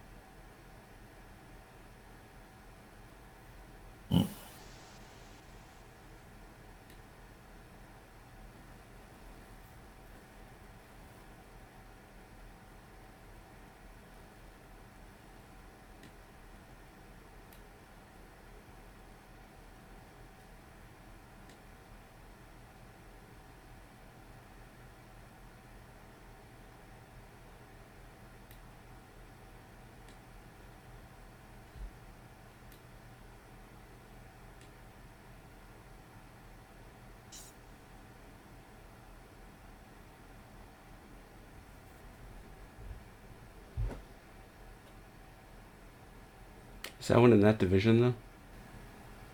No, he's going to be. He's behind. They're the two divisions that I got to move hard. Oh, okay, you've got 3s there. Okay, Yeah, got it. yeah. So that's correct. Yeah.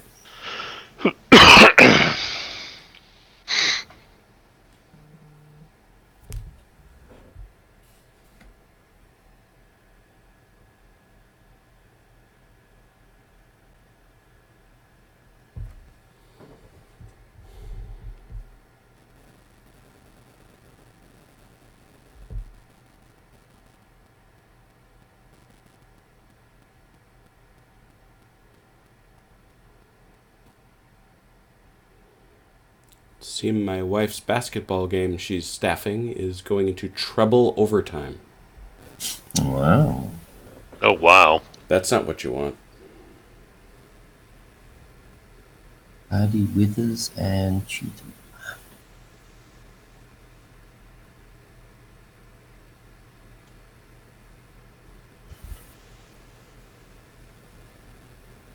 Have some threes. And one of those threes...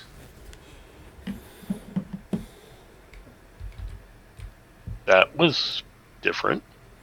Sorry, I just got a very nice comment from somebody, but I wasn't sure which of our programs it was on. No.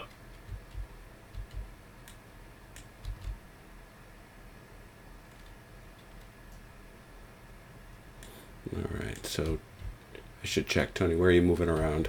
Just trying to move the camera. Yeah, over here on my right side. Ah, very good. Where Breckenridge was. Ah, very good.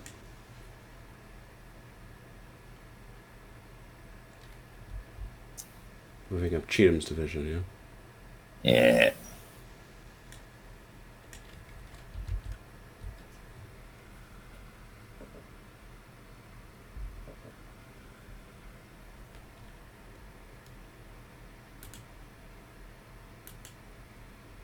All right, that's my threes. All right, that was a bunch of threes. Oh. Doug, you said you didn't have any threes, right? I have no threes. All right, so let's have a die roll from you, Tony, for the turn clock, please. All right. To the 2. There's been a longer turn. There we go. Mm-hmm. This takes us to the 2s. All right. I have 2 2s. All right. So I have 1 2. All right, so Doug gets to go first. I may go away in a dead faint. If we may get to see 1s move. There's at least a chance. There is a chance. So your 2s, sir. And they don't really want to do anything, so... All right. Breckenridge, you are a 2. Indeed.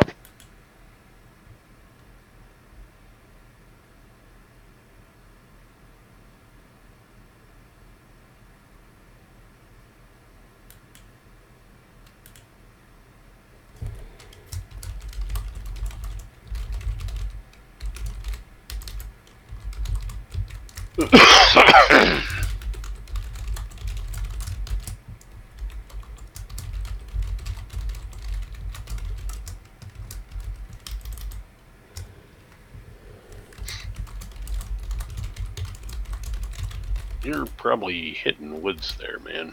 Ah, okay. Yeah, because of the size of the base. Right. Yeah. So that's 12 minus 4 is 8. Yeah, about now.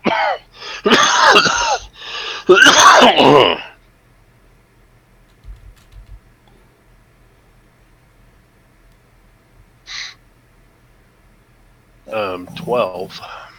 Yeah, but I mean, I should think, that if a brigade is crossing through, I don't know. Yeah, if you whichever way you want to play it. I mean, I If don't know. it's The rule is pretty explicit that if your base touches any part of rough, you're in rough. Oh, okay. All right, that's how it has to be then. Yeah, but there is a Yeah, that's how it logic has to to be. if you're the one brigade that's on a road in a line that I don't know. Yeah. That's a good question. Look at that real quick. That's what I was going to say. If he moved to the road and then moved up the road, then Okay. Yeah, that makes sense. Yeah.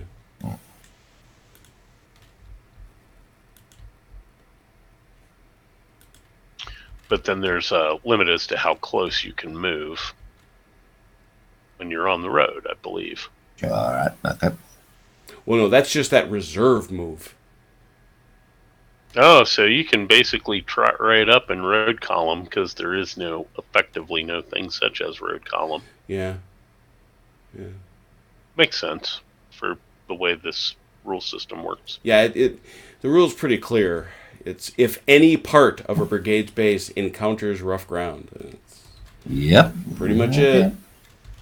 You can't argue with that. Pretty much it.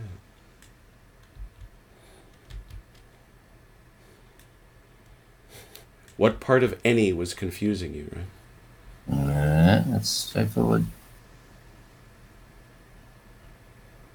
There's the rest of Brecken. I was like, I knew that division was bigger than that. Mm.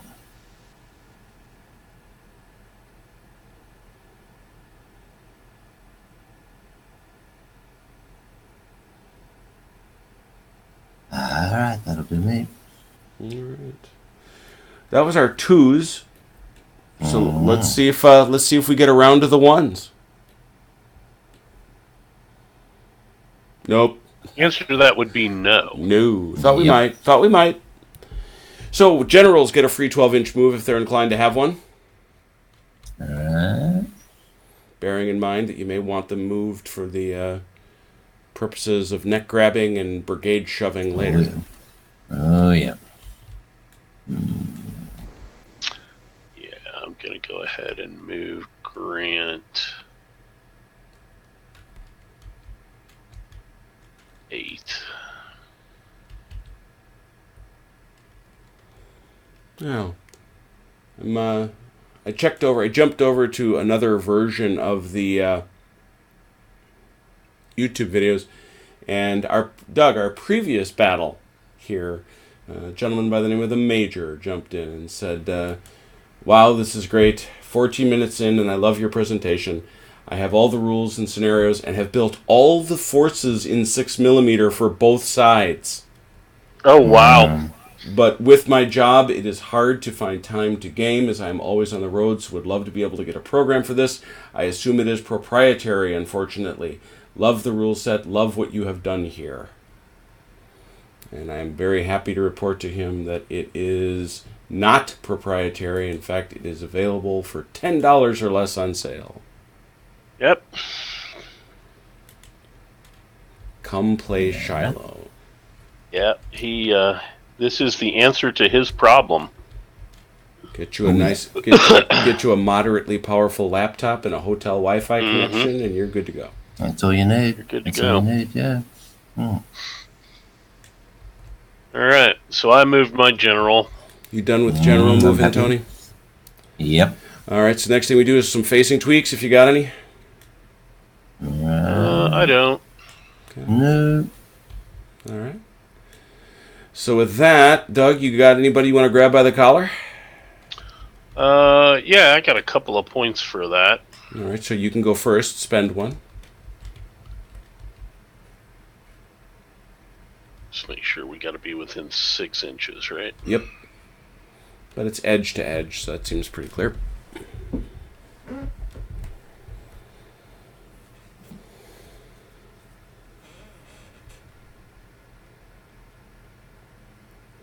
These Union soldiers are not being seen.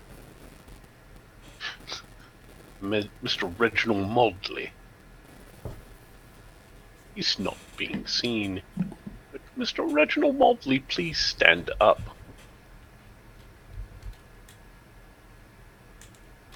Blam.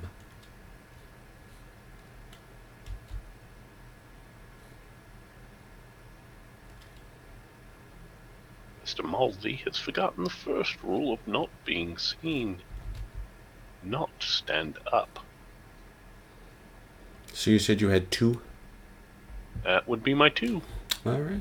Tony? Yeah, I've certainly got I know you've got Johnson. 3. Yep, that's why I've got Johnson over here. We'll see if we can crack on a little bit. So you can get a hold of both those fellas. But exactly, yeah. It's still on the...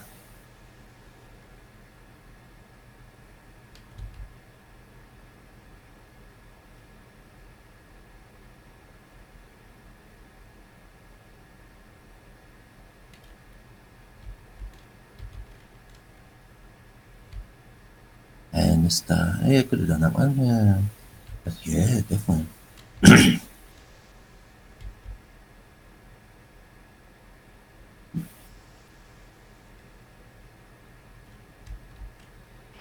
Mr. Hardy's got 3 as well. Oh, you left him 3, did you? Oh. That was a cunning plan.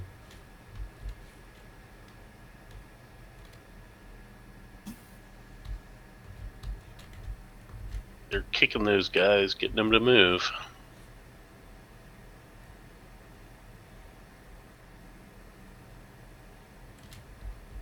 Yeah.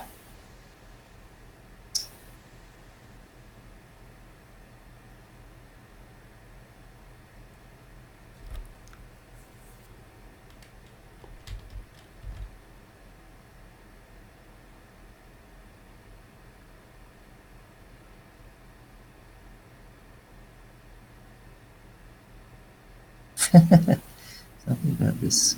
Select, press. There we go. Yeah, okay. All right. That'll do me. Turn 4 is at an end. This takes us to turn 5. Priority points, please. Mm-hmm.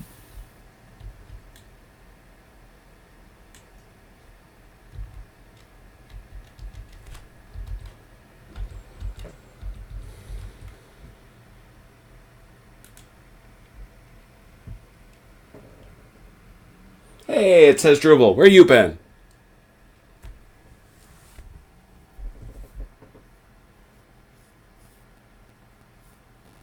Fella went missing on us.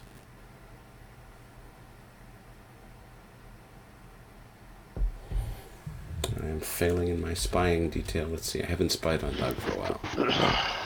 Spying on Doug.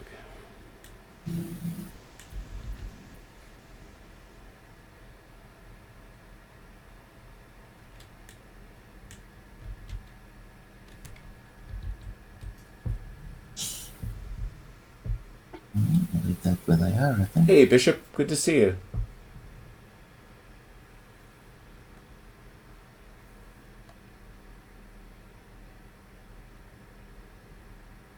Bishop, did you get that login thing sorted out with Brand?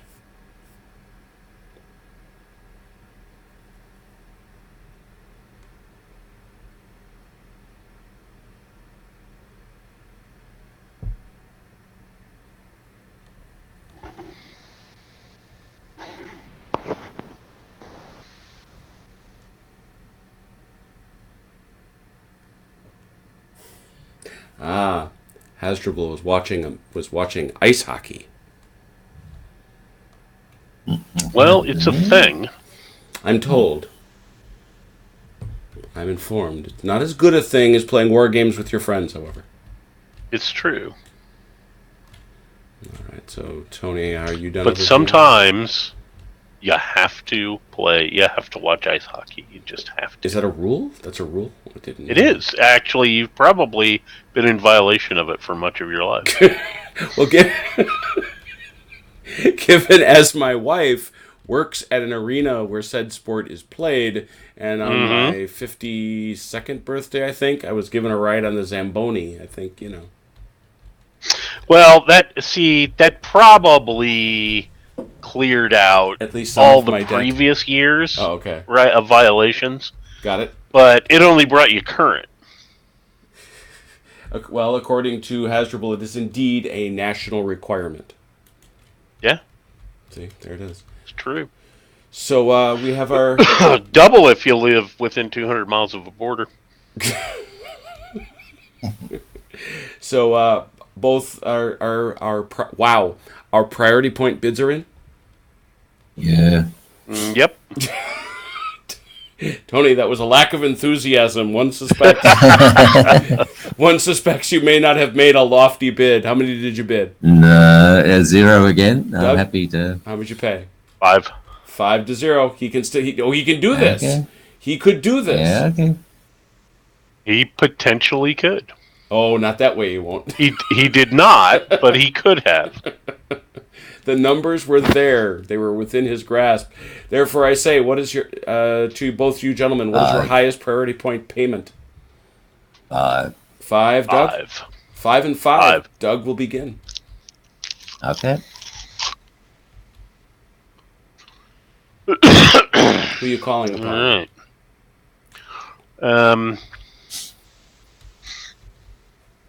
I didn't do that quite the way I wanted to now that I look at it, but that's okay. Well, Prentice's division over here is a 5, Mm-hmm. but I don't believe anybody is in place close enough for shooty yet. No. Let's have that looky, Lou. Never hurts. We are close here. You are incorrect. There is shoot eligible behavior. There is a shooty over there, so we're going to do that. Well, first you have to do your. So you do that only after you have. I'm just asking. Are you done moving the unit? I am done moving Prentice's division. All right, and in that case, I'm just curious if he. That gun is blocked. 'Cause as we remember, all defenders get to shoot first. Right. But, he has no. But I don't think he can. No, because the one guy he's got is the guns he's got back here are going to be blocked by the trees.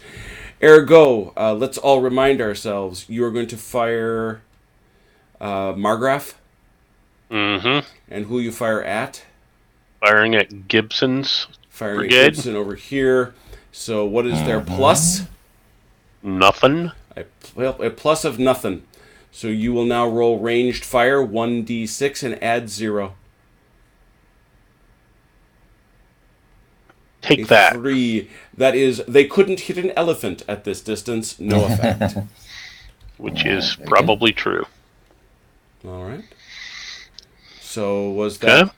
was that your only? That was my 5. All right. So All right. no riposte from our friends from the Confederacy. So Yeah, your I got a 5. Your 5 plays. Yeah, yep. Okay. Rebels again. Man, as the night goes on, we're picking up more people. Doug, you may have to repeat your PSA for the new assembled mini. Mm-hmm. Go look and see who all's on. I know some evenings that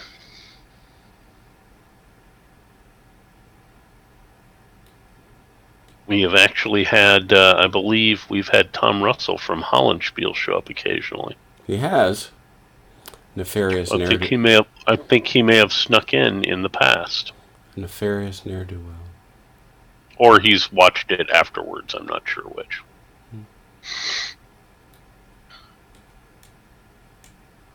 Look at you coming in, cover of the trees. Trying to. Actually using terrain. This is rebel skulking, is what this is. He's skulking. Technically, I could interrupt there. Yes, you could. Well, you'd have to interrupt it this time. No, I can't. Yeah. Nope.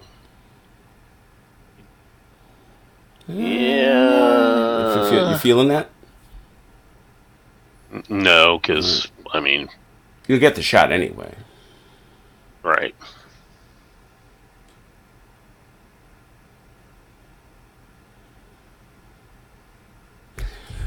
Or did he already shoot? He shot. We gotta start getting our stuff out. Yeah, so he fired as opposed to interrupt fired. So he gets a little puff of smoke. As big as I can. There we go. Boom. Now, if I remember correctly, what we figured out last time was that you needed to lay that down for interrupt fire.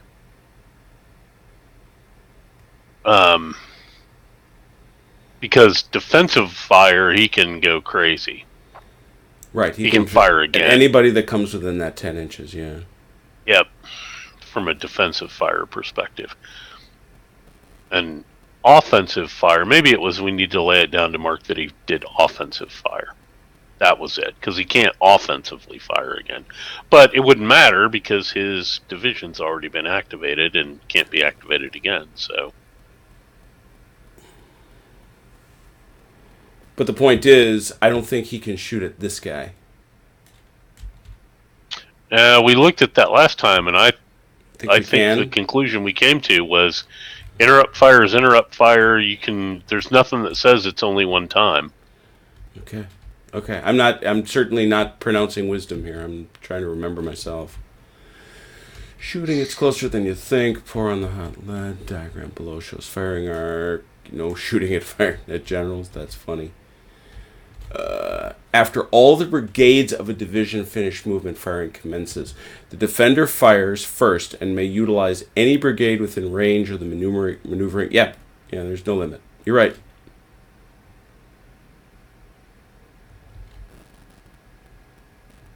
Because remember, it's an hour. Right. That's I'll get rid of that. That's where we ended up, was realizing, these aren't short turns, these are long turns. Right. So Tony, did you move the gun? I don't think yes. You did? Okay. Yeah, no, he was started in the creek. Oh, got it. So you are all set. That. You're all set for your... That's my 5. That was your 5? All right. So yeah. Doug gets to shoot at you. Okay. Yep, interrupt fire. Well, actually, it would have been interrupt, but at this point, it's just a good old defensive fire. Yeah, now it's defensive fire. So, another 1d6 So, plus same 0. deal. Yeah. Here it comes.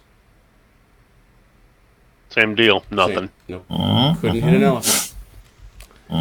So, no responses. Good. So, that finishes the 5s, and now we roll for the turn clock. Please. Ooh. Only a 3. Little slower that time. So do we have any 4s? No. Any 4s? Yes. You have a 4. Please move it. I do. I do indeed have a 4.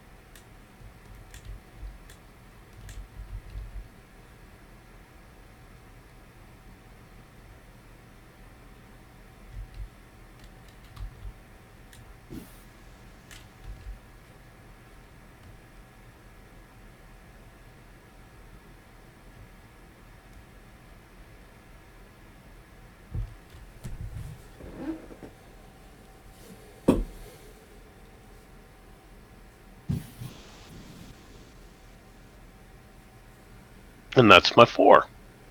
Okay. And there were no 4s on the Confederate side, so that means we're rolling for the turn clock again. Sure. Ouch.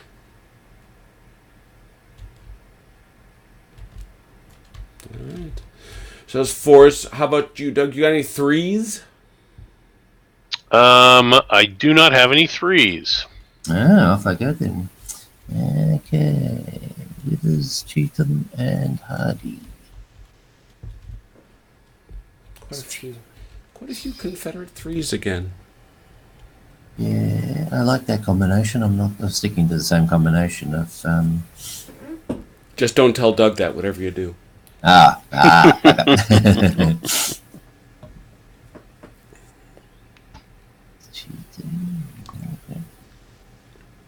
All right, I'll mix it up next time. trying to distract me, pretending that he's going to do that again, and we know he's not. Because you know that he knows that you know that he knows.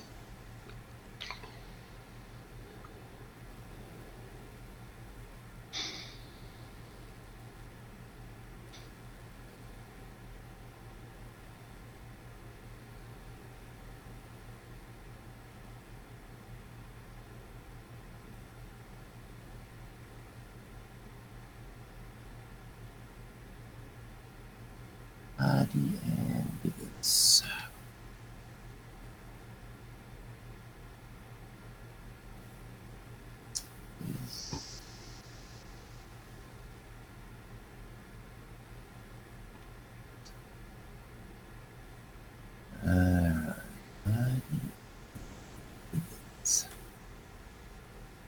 Wither. It's the question, really. Wither do I send Withers? Withers. Indeed. No easy. Yeah. Okay. Well, this I do remember. There are no easy answers.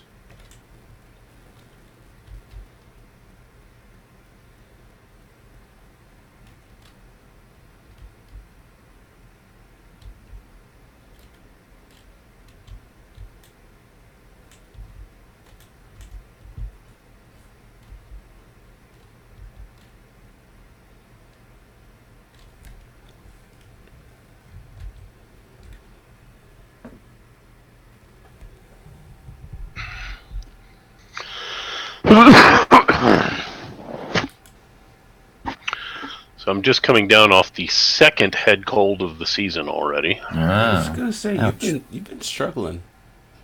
I finally last weekend, Jim, finally was like, man, I feel good again. And now. And Sunday afternoon, my throat started getting scratchy, and I'm like, no, I am not doing this again. I am not doing this again, and it came on. Wasn't happy. I've decided I'm just not going to leave the house for the rest of the winter.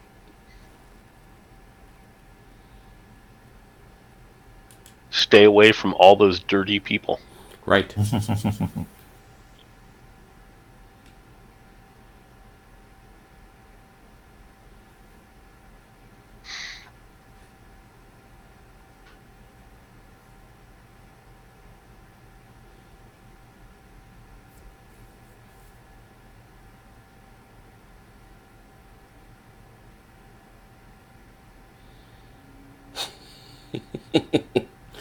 Yeah, fellas, let's do this way. What do you think? There's Confederate dance. Otherwise, you've heard of the rebel yell. This is the rebel dance. This is the rebel. This is the rebel reel. The rebel, the rebel quick reshuffle. The rebel slip jig.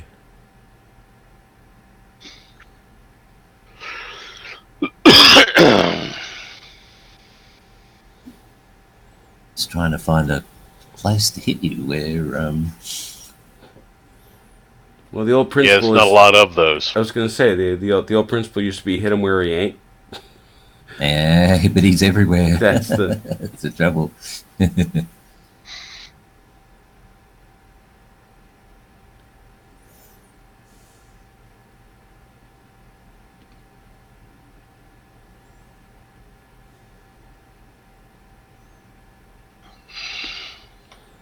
I am increasingly bothered that there isn't a Napoleonic game like this. This really needs that. Man. I love the turn clock. I think the scale is right. Obviously the terrain helps. Obviously the terrain helps. Don't get me wrong. All right, that's me. Oh yeah. Did you want to move Hardy? Where was Hardy? He's lurking back here. Oh yeah, definitely. Very good. Figured you might want to. Mm. Yeah, that's Johnson is. Johnson is entitled to move at any time, by the way. He gets to move with any activation. Ah, that's important. As the senior And 12 commander. inches. So he gets a free 12. Yeah, it's kind of the overall commander. That's the same for Sam. I assume you knew that, Doug, but Yep. he can just kind of go with one. He gets just one with anybody. All right? Got him there? All right. Yeah. Well, yeah, that seems given the fair. hard punch the clock took last time, I don't know what we're going to get here, but let's have a clock roll. Nope, that's it. That'll do it. All right, so we begin with speaking of which, general moves. 12 inches for any general.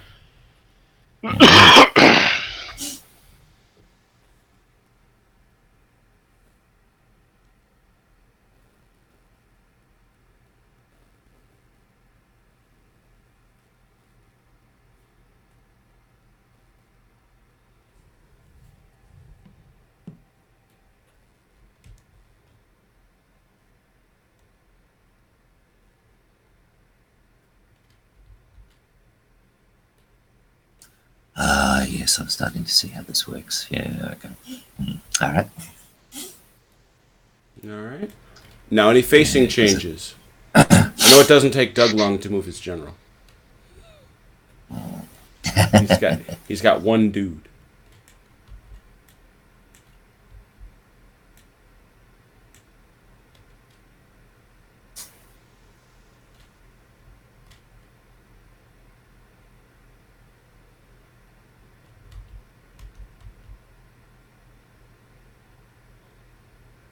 No, that'll do me, I think. All right, Doug, you're all set? I am. All right, that then means if you saved any points, Doug, you got a point you want to spend? One at a time? I got 2 points. 2 points. Well, since that's happening back there, and it doesn't matter because you guys are so apart from each other. So, Tony, you can spend your points. I know you've got some. All right, yeah, we are. 2 and 3 is 5, so Hardy can move those 2. Just always recall that each brigade can only move once. Yeah.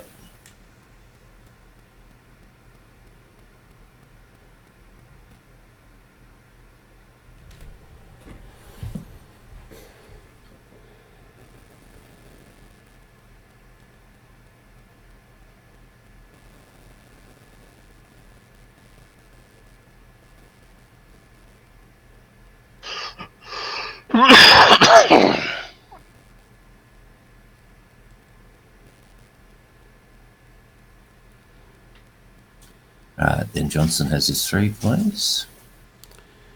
Yeah, I'm not kidding a little. That's a huge... I guess I didn't realize when we played what a big deal those after turn movements are. Yeah, 'cause Yeah, you get to have, they're critical.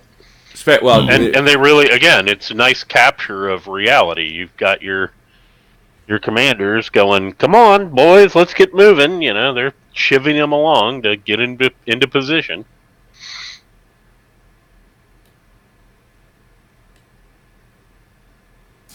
now that's off the terrain, isn't it? Yep, it is. So that's Johnson's 1.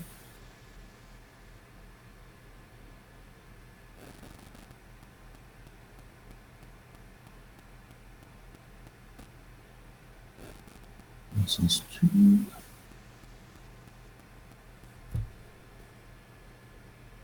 Yeah. Keep pressing the bloody caps lock key. Let's try that. There we go.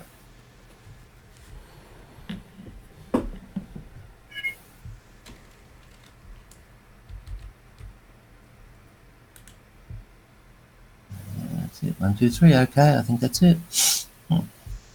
Yeah, you know, to Hasdrubal's question, yeah, I've got Le Petit Empereur. Le Petit Empereur is more directly DBA. Although you're right, that's probably as close as we've ever come. You're right. Now you've got me thinking thoughts. But no, I am playing behind the scenes with the most interesting Napoleonic game with the absolutely worst title Snappy Nappy. Which could only have been done by an American, to be blunt, because anybody I know from over the pond knows that that's not what that means. And if you Google it, you don't get Napoleonic War Game stuff, you get diapers. Right.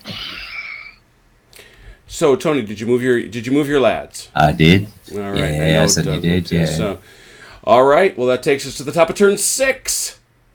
Yeah. So let's allocate some points. I think it's my turn to get a couple of camera shots I'm going to spy on Tony. Oh, because now, I think they can almost see each other. Mm-hmm. There's a gleam of bayonets, kids.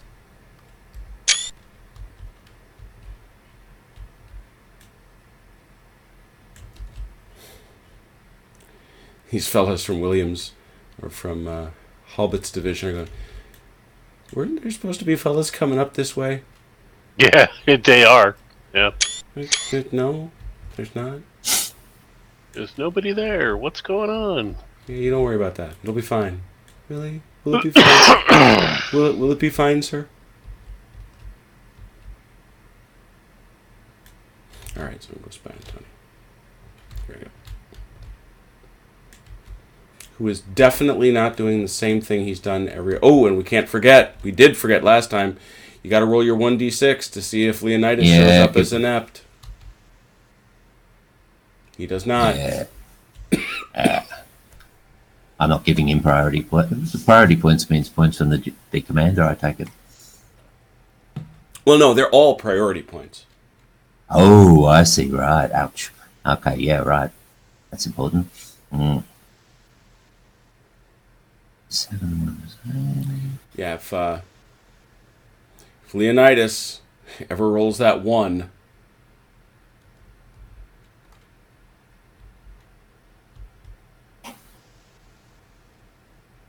Yeah.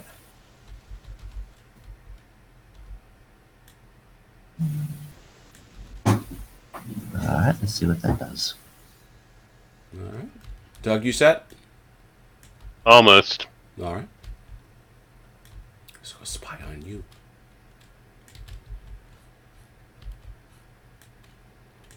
General Grant with his 20 point.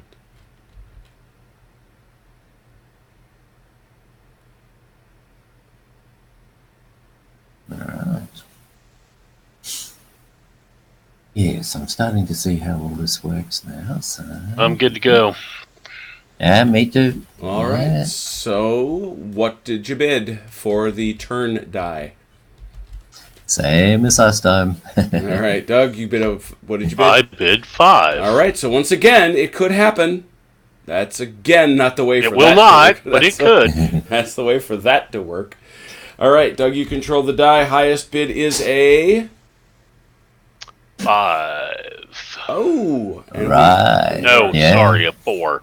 My highest bid's Okay. a 4. Okay. Yep, so- same here. All right, so there was a change from last time. 4's, the first division to play, will be a 4 from Doug. Very well, then.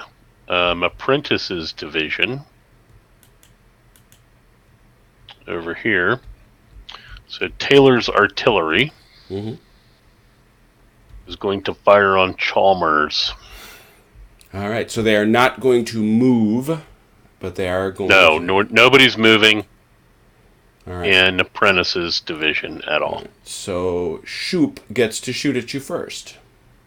Okay. He gets to shoot first. Now, he does not have to shoot... As a matter of fact, you have to shoot at the closest target.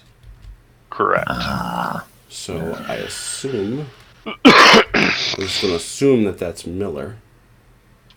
Yeah, seems right. 3.4. Yeah, it's not close. So, Tony, this is your first shot. This is Shoop getting to fire at Miller. He is... Okay, now... Go ahead. Yeah, why am I firing? Is this a reactive fire? It's reactive fire. Exactly. Yeah, right. He has activated a unit within range, and as Doug pointed Right. out, it's a 1 hour turn, so you're just blazing away at each other. However, that target is we take him to be in cover, so it is a -1 to your roll. 1d6. 3. Which is a nothing. Couldn't hit an elephant from there. Anyhow. All right, so he fires away. Anybody else? Anybody else? I don't see anybody else. I don't think any of the infantry's close enough yet. No, none of those. Well, remember, it's to the reaction to this to this division. Yeah. So that division is what we're shooting at. Nothing there. Very good. So you may now fire. Who are you firing at? I am firing on Chalmers. Chalmers. Well, I think he's still got a tree literally in his base. So he too gets a minus. You get a -1 firing at him. Right.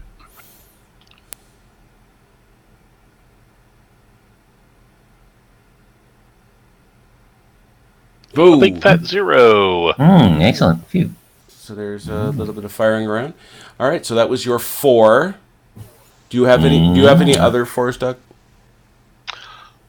In fact, I do. All right. So now that does broach the question. I think its turns are taken. Let's find out. I think it's alternating. The first division of maneuvers. What the heck?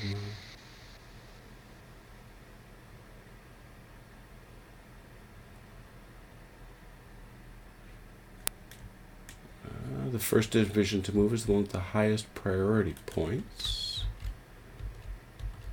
Zone of control. What are they showing me all these things for? I don't want those things. No. Let's go all the way. Smoke and steel. Forward march.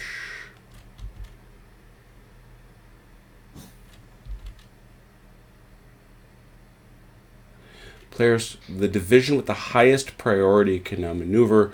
The commander with the turn clock. I'm not sure. As a matter of fact, no. As a matter of fact, no. Because here's why.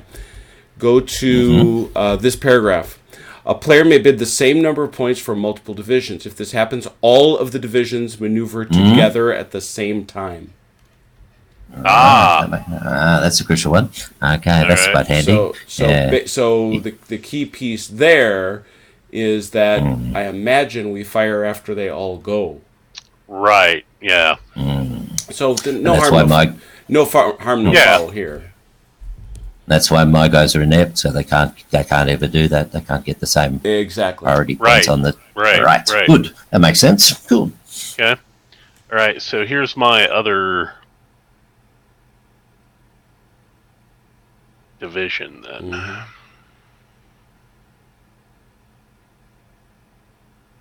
Ah, damn. Yeah.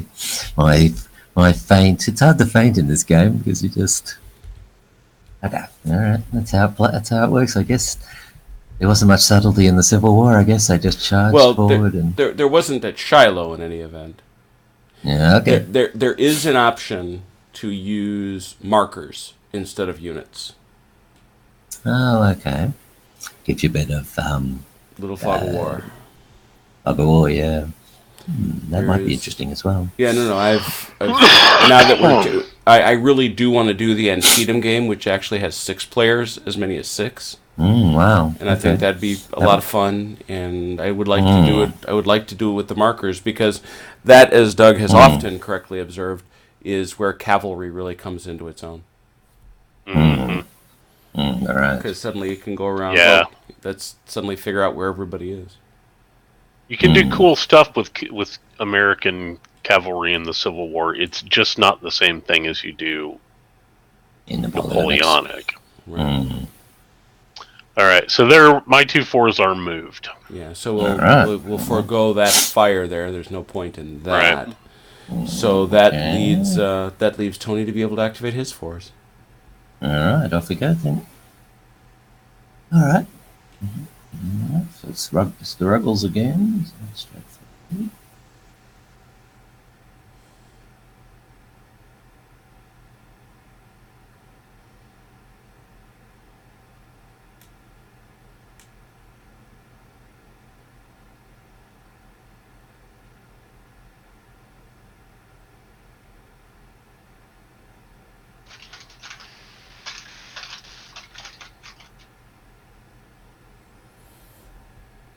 Here we go. I'm trying to.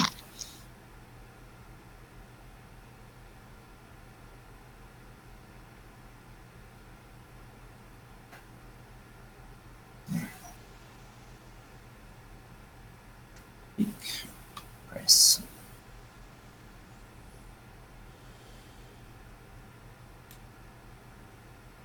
Yeah, they've all got to get there at the same time, though. It's not a good idea.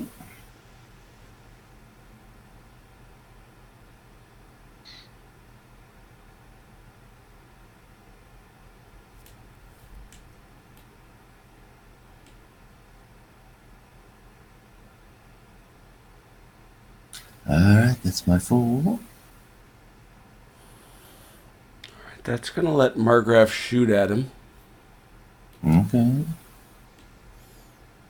Yep. Straight up. Ooh, I've got Straight 2 up. 4s. Sorry about that. Oh, you Ooh, got I've got another 4. You've got another Sorry. 4? Okay. Yeah, my mistake. You can Yeah, move, my mistake. Move your other 4. Mm. And who's that? Hardy. Oh, there they are. Oh, here we go. Might have been a bit of a mistake, though. Alright.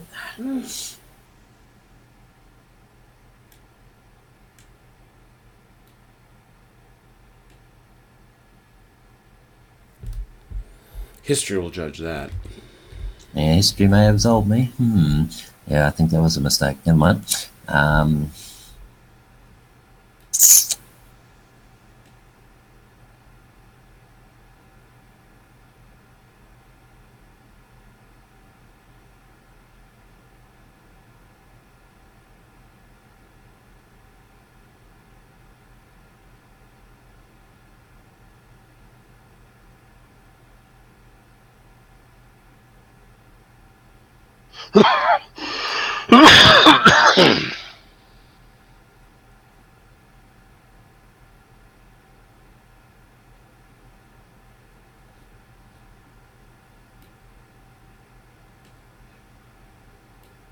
Interrupt fire.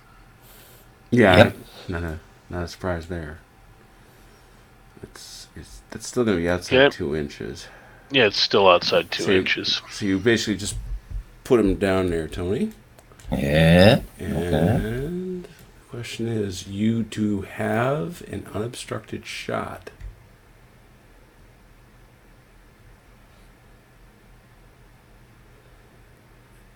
Oof. We'll say so, just barely, but it's there. Very good. Roll that die.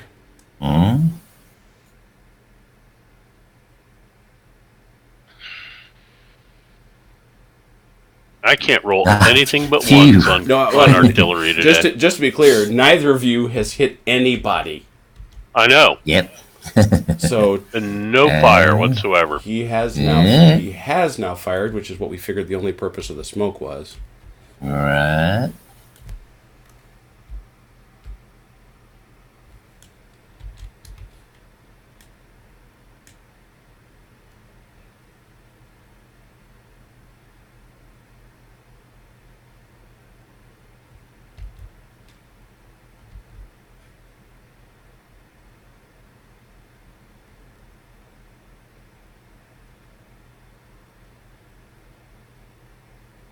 So if we want to trade fire, is there a maximum distance? I guess we just 2 inches. 2 inches, Yeah. Okay.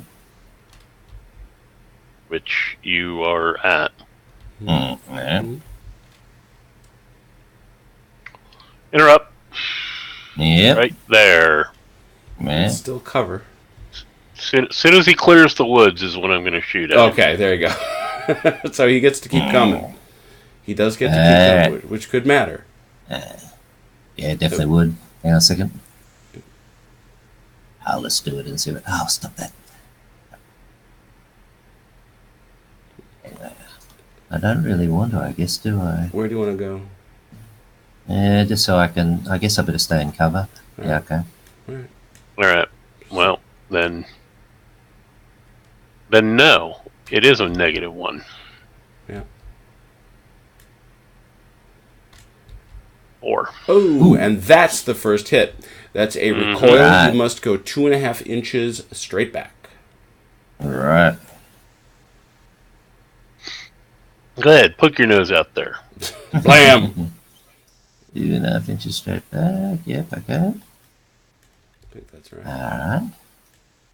Is this the last brigade? Oh, don't do that. F1. F1's a strange one to pick. F1. Select. Nation.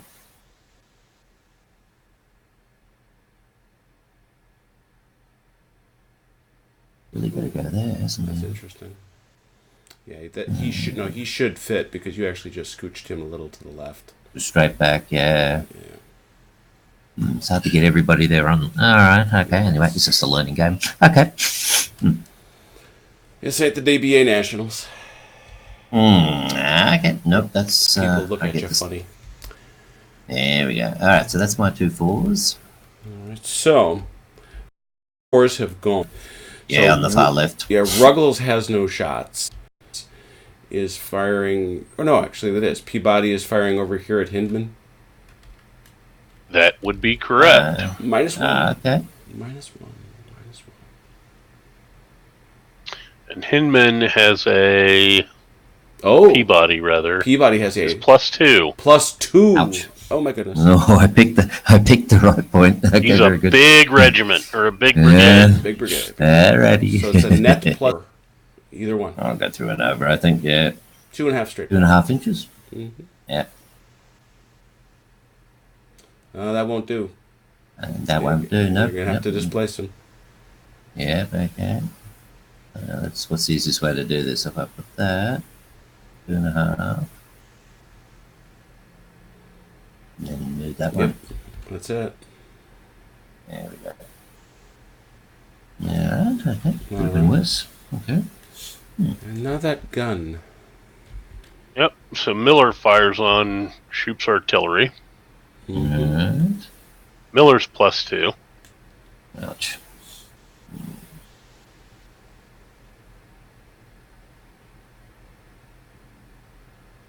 No. That won't do it, though. Oh. So All right. Now I get defensive fire from Taylor's No, artillery, you do not. too, Because right? because you op fired. That's the point of op fire. You op fired on this guy, so you do not. Okay. So he gets to shoot at you, but he is, unfortunately for him, a +0, which is very interesting. A gun with a plus. I think all the artillery is. Yeah. So gun with a +0. It is, however, canister range. I didn't realize that. Yep. Ooh, that's handy. Yeah. So you're Yep. He's under 2 inches. That's a +4. Ouch, that's gonna hurt. But -1 for cover.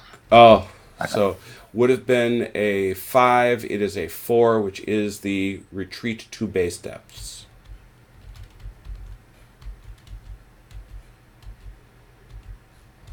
So you'll have to displace.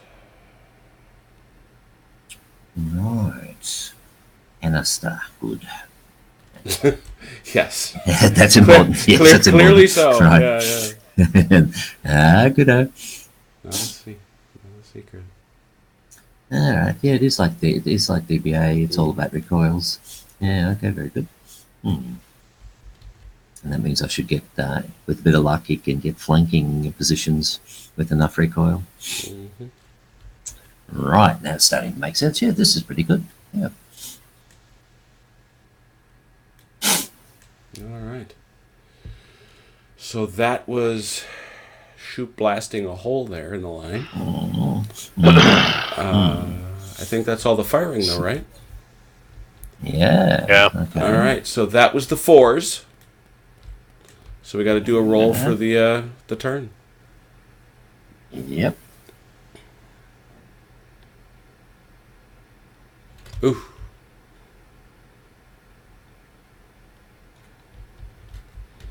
Oh, so we had no 5s, and we had just a bunch of 4s. So that takes us to 3s. I've got 2 3s. Doug, do you have 3s? I have no 3s. All right. Okay. So 2, Cheatham and Withers. Yeah.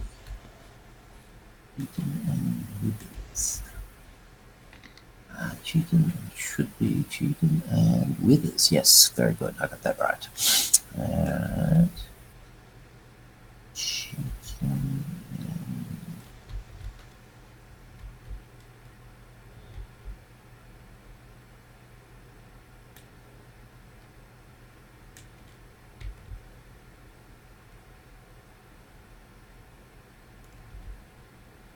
All this terrain makes it hard to get the guns up.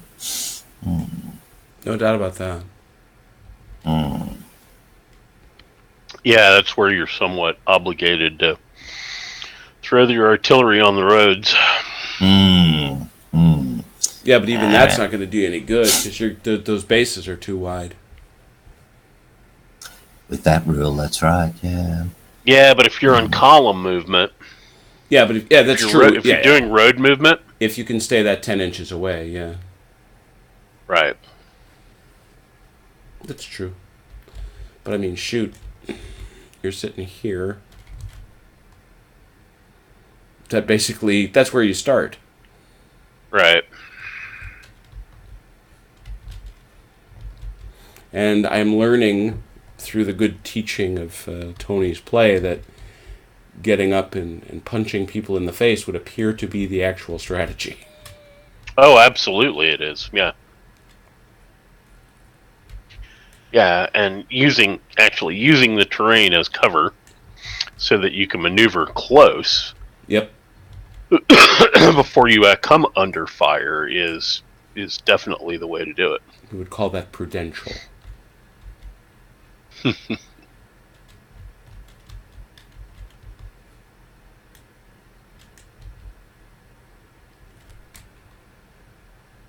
Alright, okay. Let's do it another way then.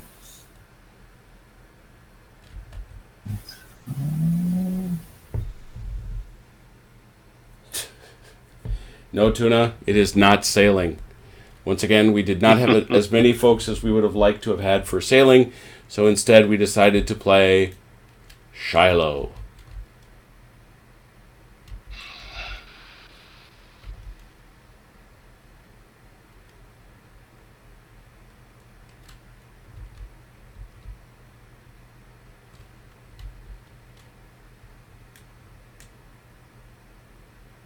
Alright, let's see what happens. Let's see what happens. Gotta get rid of that. And that.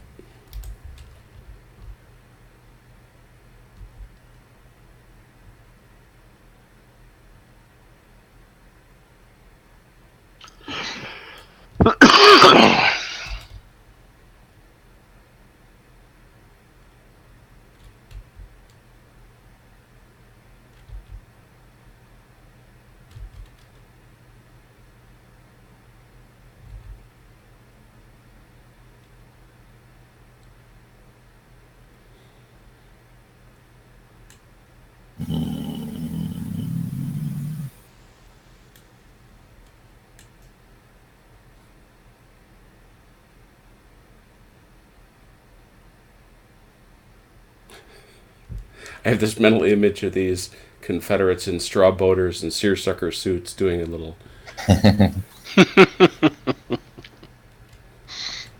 Hello, my baby. Hello. Oh, boy. Yeah, I'm just gonna wait. Alright, okay. You still get to shoot first. Yep.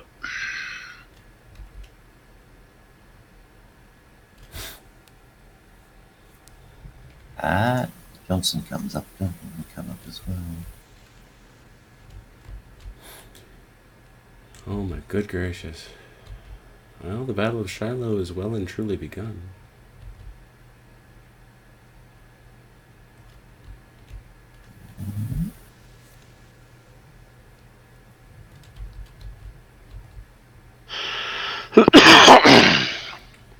Can generals be shot at? I Nope. think they can, can't Nope. they? No, The only thing okay, he right. can do is he can, if you're sitting around, he can make contact with him, and then it's a leader fate check. Right. Okay. Alright, so that's with us. Yeah, okay. Alright, that's it. That's good. That's it. All right. So shooting at those troops that were activated, which is, I believe, Withers over here, and who else? Yeah. Cheatham. Oh, Cheatham back here. Yeah, so that's not not in play. That's So not, that's just all right. Withers. So Doug, defensive fire. All right. Well, Taylor's going to give Chalmers a face full of it. That's going to be canister in it. Yeah, that's canister. Unfortunately, yep. +4. Yep. Okay, let's see what it does. 6. 6. That is a retreat of 2 base depths. What is the base depth? It's an inch, so it's 2.5 inches. Ah, that's where that comes from, right? Yep, okay. Yeah. Because bases are 1.5 inches deep. Ah. Maths. And again, there's going to have to be that displacement. Yeah, there you go. Yeah, interesting. Okay.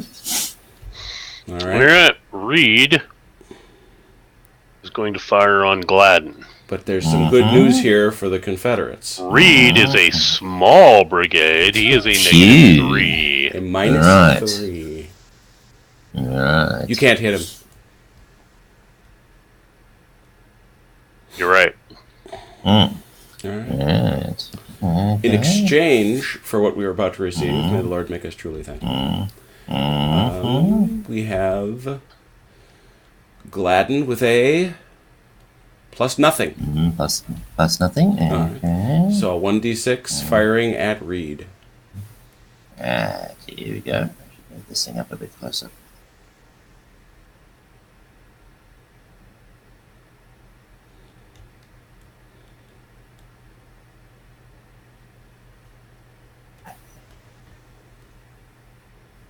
Ow.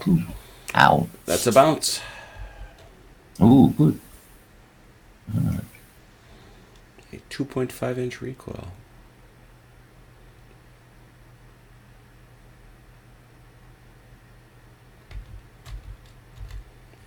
Nope. Teensy amount of displacement. I would say teensy. There it is.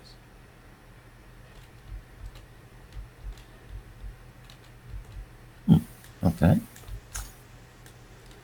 I think that's it, correct? I think that's correct. We got 2 batteries with being served by guys who are looking around going, where'd y'all go? Yeah, exactly. There's 2 brigades driven back to either flank, dear Lord. All right, so that was 3s, correct? Yes. So we now must check for the turn clock. Yeah. Ooh, ouch. Oh, did yourself a disservice there. But that opens up the door. Are there... Doug, do you have any 2s? 2s. I do indeed. I have 2 2s. Okay. Here they come. Okay. Yeah. I have 2 2s. And in fact, last time we missed this one. Sweeney could have fired on Jackson there. I was looking at that shot, and I didn't... You didn't... I don't think you... Can you? Because you can only see 2 inches into the trees. Oh, yeah. Well, let's... well, then... Barely. They can certainly fire back. But so let's do that. We can roll it. Let's do that. Okay. There's no harm, no foul. That's out of arc. I checked that. 2 inches. Yeah. Okay. And that's also 2 inches. Yeah, it's too far. Yeah. Yeah. However, that right. not the case with Sweeney, who will fire at a net +2, if I'm correct, Doug? Yeah. A net +3? +2. It's a +2 because he's at actual +3. You're in cover from -1. Of course. Yes, of course. Okay. Right. A 4, which is a that is a Pack it in. That's a directly back, so you have to turn and recoil. Okay. Well, To face him. Yep. yeah. Oh, okay. It's There like you Straight go. back. that. Right. Right. Got it. Right. Yep. 2.5. 2.5. Right. That makes sense. Right. So Okay. we have Interesting. made correct that which was not correct. Okay. All right. Which then takes us to Doug's 2 twos. Right. One of which is that very division, Yeah, this is where it gets which now really doesn't have anything to do. Unless you want to hit me in the flank. Well, I'm thinking about that, actually. This is where it... This would not be a flank shot, as he has not begun on that line, which is, you extend this from here. You have to begin the turn behind it. Ah, right.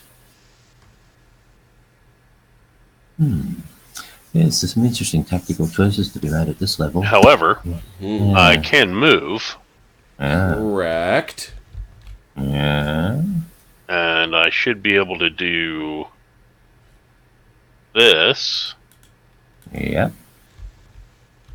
and square up like that, right?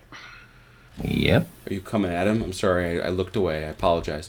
Yeah. Oh, yeah.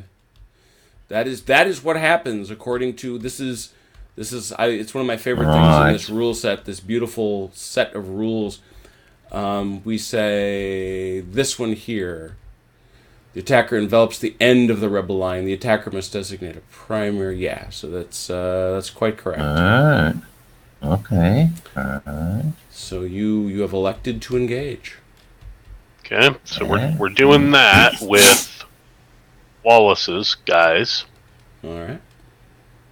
All right, and then Hurlbutt. Well, we're gonna hurl. Okay. All right.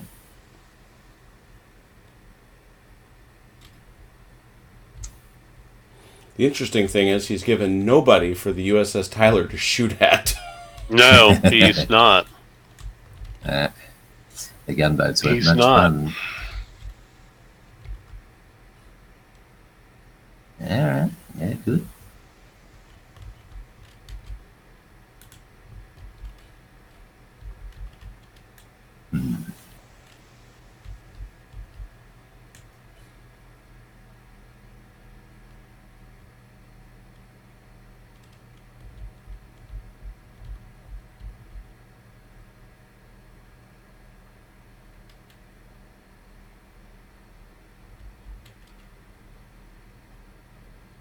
And that was my twos. All right. Ah, First thing we check for is fire. Is there any Okay. based on Doug's moves? I don't. Yeah, he had no opportunity to do opportunity fire on you. Nobody's in range anyway. yeah. So I think all we're left with is this combat. Correct? Right. So now, for the first time, I'm going to tell you, so congratulations, Tony. You got it farther than we did because we never actually came into close combat with each other. Right. So you've done well. Evasion is not an option. Right. This might get messy though. Yeah. Okay. Yeah, so All right. we have a look. Let's see here. There's first thing we do is check for support, and it's DBA-esque support, so nobody gets any support. You're all just hanging out there, being by yourselves. You are Unfortunately, yep. are either of you occupying cover or uphill? I don't believe so. Not the. Ooh, that's interesting. Might be in cover. No, I don't think we're uphill, but aren't we both in cover? You are. You charged into trees. You charged into trees, which is going to be a demerit to each of you of one. Okay, good. I apologize. It's a +1 to each of you. The demerits are these outflanking things. Yeah, that's the one that hurts. Yep. So what are your respective strength modifiers? +3. Ooh. And yours for Gladden are +0. So Yeah, okay, this is going to hurt a bit. Okay. so you are now at a net -2, Tony. All You're right. rolling Yep. a -2. Doug, because you're at a 3, but the cover is a bonus of +1 to 4. So it's going to unfortunately be a 4 to a -2. +4 Doug, -2 Tony. Right. Okay. 6 for Doug. 0. 6-0. 6 is the stampede to the rear. Losing Ouch. unit is broken. Victor holds Ouch. ground and is fatigued. So you do get fatigue marker. Okay. Doug. Very good. So you will take that brigade, Tony, and put it adjacent to the HQ of Gladden's. I believe that's Gladden, yeah? You should be over here, I think. Yeah, way over there. Okay. Which Second Corps, yeah. So, Yeah. and that is 1 towards the 8. Okay. Now that's how combat works. Interesting. Yeah. Well, it's, as I say, it's not unlike. Yeah. Yeah. It's got a lot of similarity with TVA. Yeah. Okay. So I believe that is it for those 2s that turned out to be a deadly 2. Yeah. Okay. Okay. And well, there's still. Could we? Yes, we could still have one more turn. Or one more round. So let's see if that's the case. We will not. All right, that's it. General's move, please. Yeah.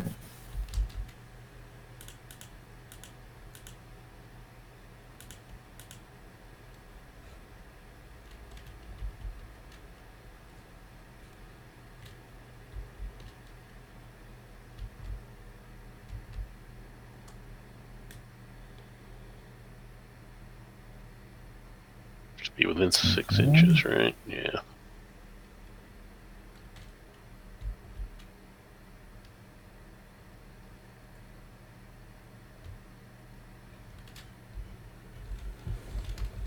Well, this again is the moving of the moving of generals. All right. Are we done with that? Now you may address facing issues. Not a small thing. Now.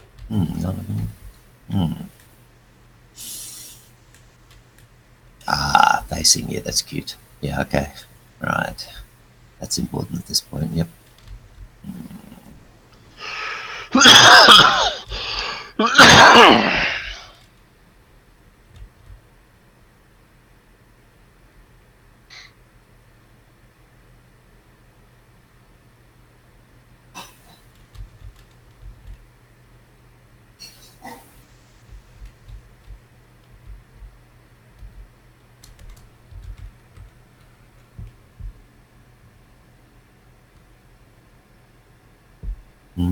Okay. Okay. Tuna, I don't know how many we need. I think I want 2 on each side at least. I think 2 on each side works really well for the sailing stuff. Yeah, I've not started the new season of Jack Ryan, and Gloomhaven is excellent, but you knew I felt that way.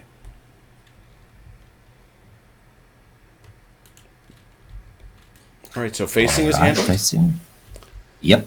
All right, facing is handled. So, Doug, did you save some points to grab guys by the collar? Oddly enough, I did. All right. And they cannot move more than 2 inches away from the enemy, right? They cannot come within 2 inches, right? Right. Okay, so this gentleman is going to move right there. Okay. And oddly enough, this gentleman is going to move right there. A little bit of good old-fashioned line dressing, I'd say. Mm-hmm. Anything else? That's all I got. My 2 points are spended. Yeah, I got a fair number, so I've got Johnson with 3. And I've kept some back. Hardy, Breckenridge, and Bragg. So Breckenridge has 2.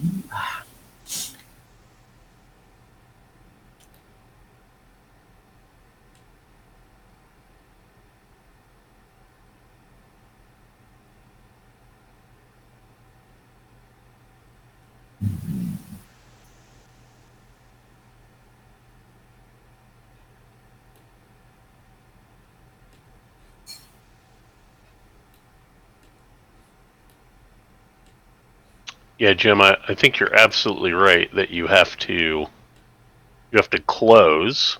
That's number one. Mm-hmm. And number two, you really need to pick a Schwerpunkt Yep. Yes. and mass forces. Yeah, mass. Well, Yep. certainly on at this battle, I'm not sure it's going to be the same way every time, but anytime you're attacking a fixed position, you couldn't be more right. Right. It's one of the reasons I have a little hope for.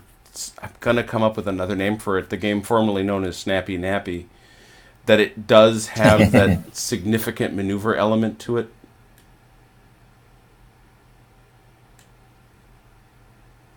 Yeah, Snappy Nappy is big on maneuver. Right. I mean, it's, Russ Lockwood wrote that game such that you could play a campaign over, the 1809 maps he's got, or something like 12 tables. Right. You want to know what cavalry's for? That's how you find out.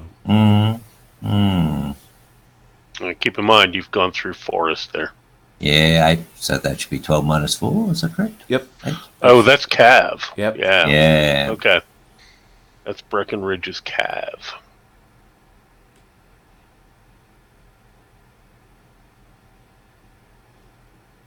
Now, Jim, should either side be getting interrupt fire? Nope. There's no shooting here. Yep. That's interesting. Wow. Let's breaking the edge. No shooting. Points. No, I've as someone who took so much of that from you the last game, I'm sitting here going, "Oh, that's what you're supposed to do." Yep. Here's one. Okay. As a matter of fact, it says explicitly right here: movement during the end of turn sequence will not provoke defensive fire. There you go. Yeah, that's an odd one, isn't it? No, that's defensive fire, but what about interrupt? that is defensive fire. No, it isn't. I'm not going to believe that they're anything different. I understand it's a different name, but there's the only it's the only reason you get interrupt fire is because it's defensive fire.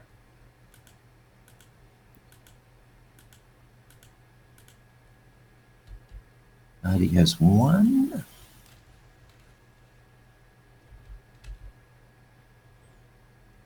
See, it's defensive fire does not occur till after all movement. There is one exception. There is one exception to this. Right, because it's part of defensive fire. Defensive No, fire. that's the exception to defensive fire. No, you are wrong. The defensive fire does not occur until after movement. There's an exception to the rule that occurs after movement. It's defensive fire.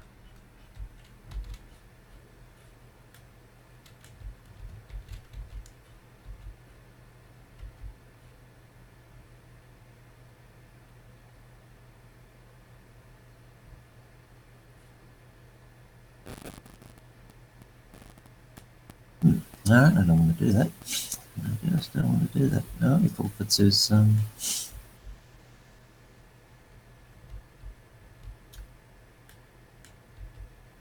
and Johnson has 3. Where's he hiding out these days? He should be right behind that center bush there. Oh, there he is. Right there he is, yeah. He's right by Shiloh Church. Yeah. They're the big brigade. Oh, it's too late now anyway, I've committed, so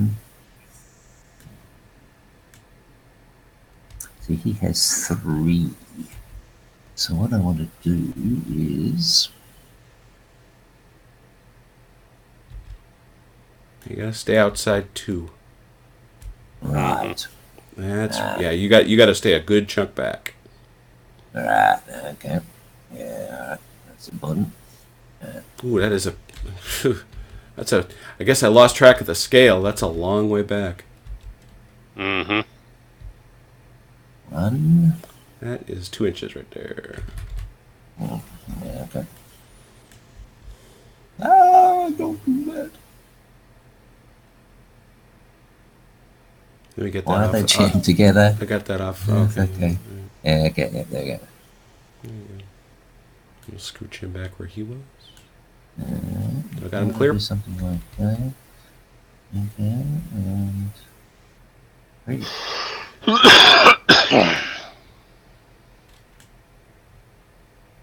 All right.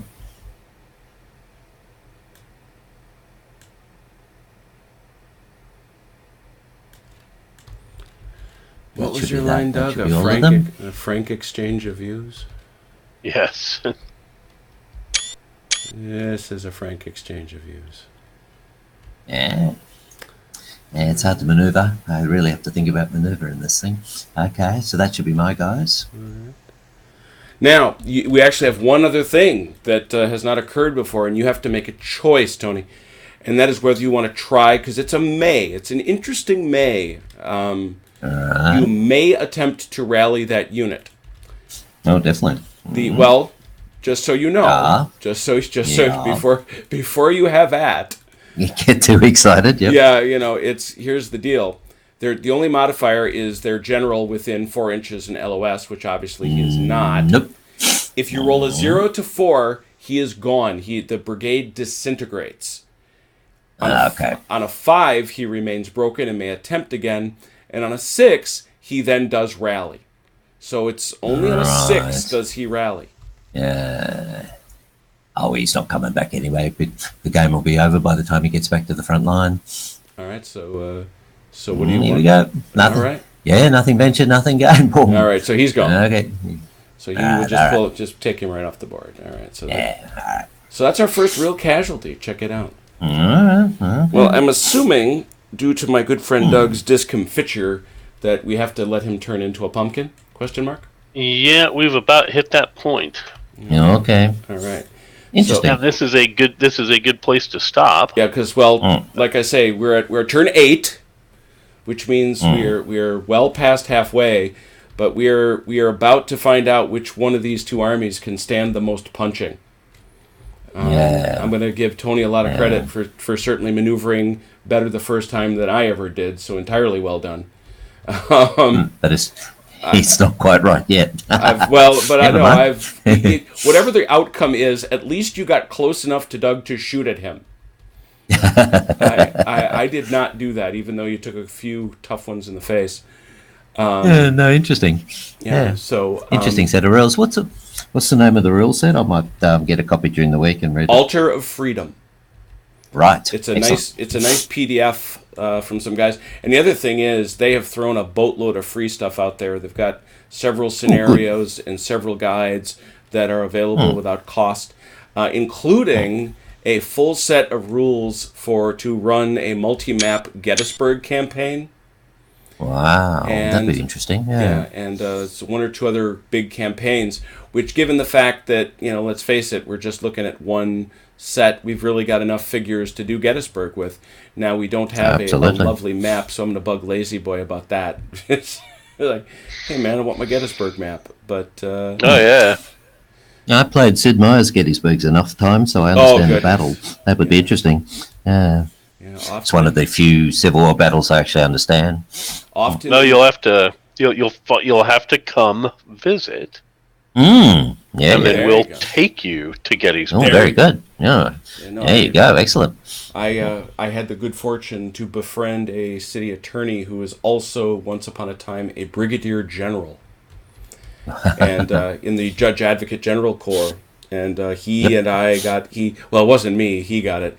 Hooked me up with a staff ride at Gettysburg, which was, one of those A+ military experiences, or historical experiences, I should say. It wasn't military; he was military. But all right, well, very good. Well, gentlemen, let me first not forget to save. Yeah, I mean, given some of the trouble we're having with Trafalgar getting enough people, I think it would be great to try and finish this next week. Right. Unless we have people just come out of the woodwork and say they're going to be available next weekend. No, I'm with you. I'm absolutely with you. Besides, we know we're down Vance for a whole nother week at least. Right. Okay. And we're down, we're down a bunch of folks. So, but we'll play it. We'll play it by ear as we always do. But now, should you and Tony be around, we know we can grab this and have a great time with it. So, with that? I won't be around. That's the trouble with next week. We're heading out to the bush, to the countryside, where there almost certainly won't be an internet connection. So, Okay, so slightly primitive. Now the American guy asks the question: how far out? And I've really wondered this ever since Crocodile Dundee became that gigantic hit over here. How far do you have to go out into the outback to be in the bush, would you say? Yeah, good question. It depends how you define bush. I mean, the countryside's everywhere, but if you want the desert, we're just going down the Great Ocean Road. It's about 200 kilometres. It's up in the hills. You're in little hills and valleys where there are probably no cellular mobile phone connection. That's the problem there. But the deep desert, you got to go a few hundred miles. Everything's agricultural and farmland, and for a couple hundred miles. Oh, hey, wait a minute. Just for the record, Lazy Boy just jumped on. Oh, excellent! Hey, Lazy Boy. Hey, this is no. You get a giant thank you from everybody playing for all your hard work, and nice figures. This is gorgeous. That is great to see you. Yeah, we didn't. According to him, he's wishing us. He says, "Hi, I wish I could hang out and watch, but he has to work early tomorrow. Wish you guys better luck than I had. I got everybody but Polk shot." So yeah, so number one, thank you so terribly much for everything you've done. We love these; they're great. Number two, make with the Gettysburg, and three, make with the Napoleonics. No pressure. Yep. But and all by next week.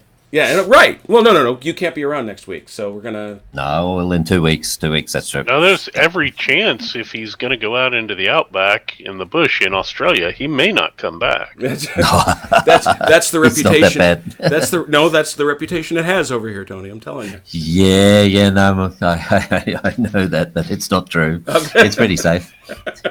You've got giant jumpy spiders and.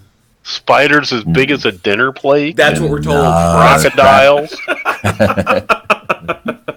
little jellyfish, little octopi, no longer than the size of your fingernail.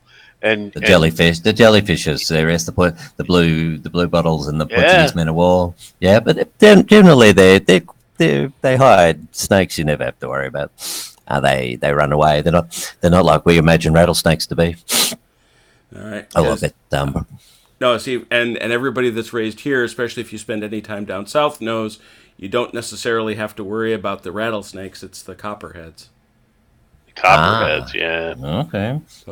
Those are the ones that I was. I'm a northerner through and through. I mean, I'm a student of the 18th Wisconsin and all that other stuff. But we're certainly warned about the cottonmouth and the.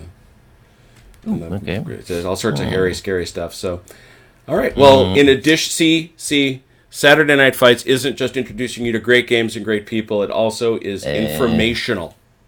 It is. It's like our own little travelogue. It is. It is absolutely like a miniature National Geographic. So if you want to know the crucial thing about Australia, when you Google the phrase "drop bear." And here I know what a drop bear is. Yeah, watch out for the drop bears. All right. Yep. So there you go. But thanks, guys, a whole bunch. And thanks for everybody who showed up. I'm going to shut the broadcast off, but I hope all the watchers have a great night. Take care, please. And join us I don't know about every, but just about every Saturday night for Saturday Night Fight.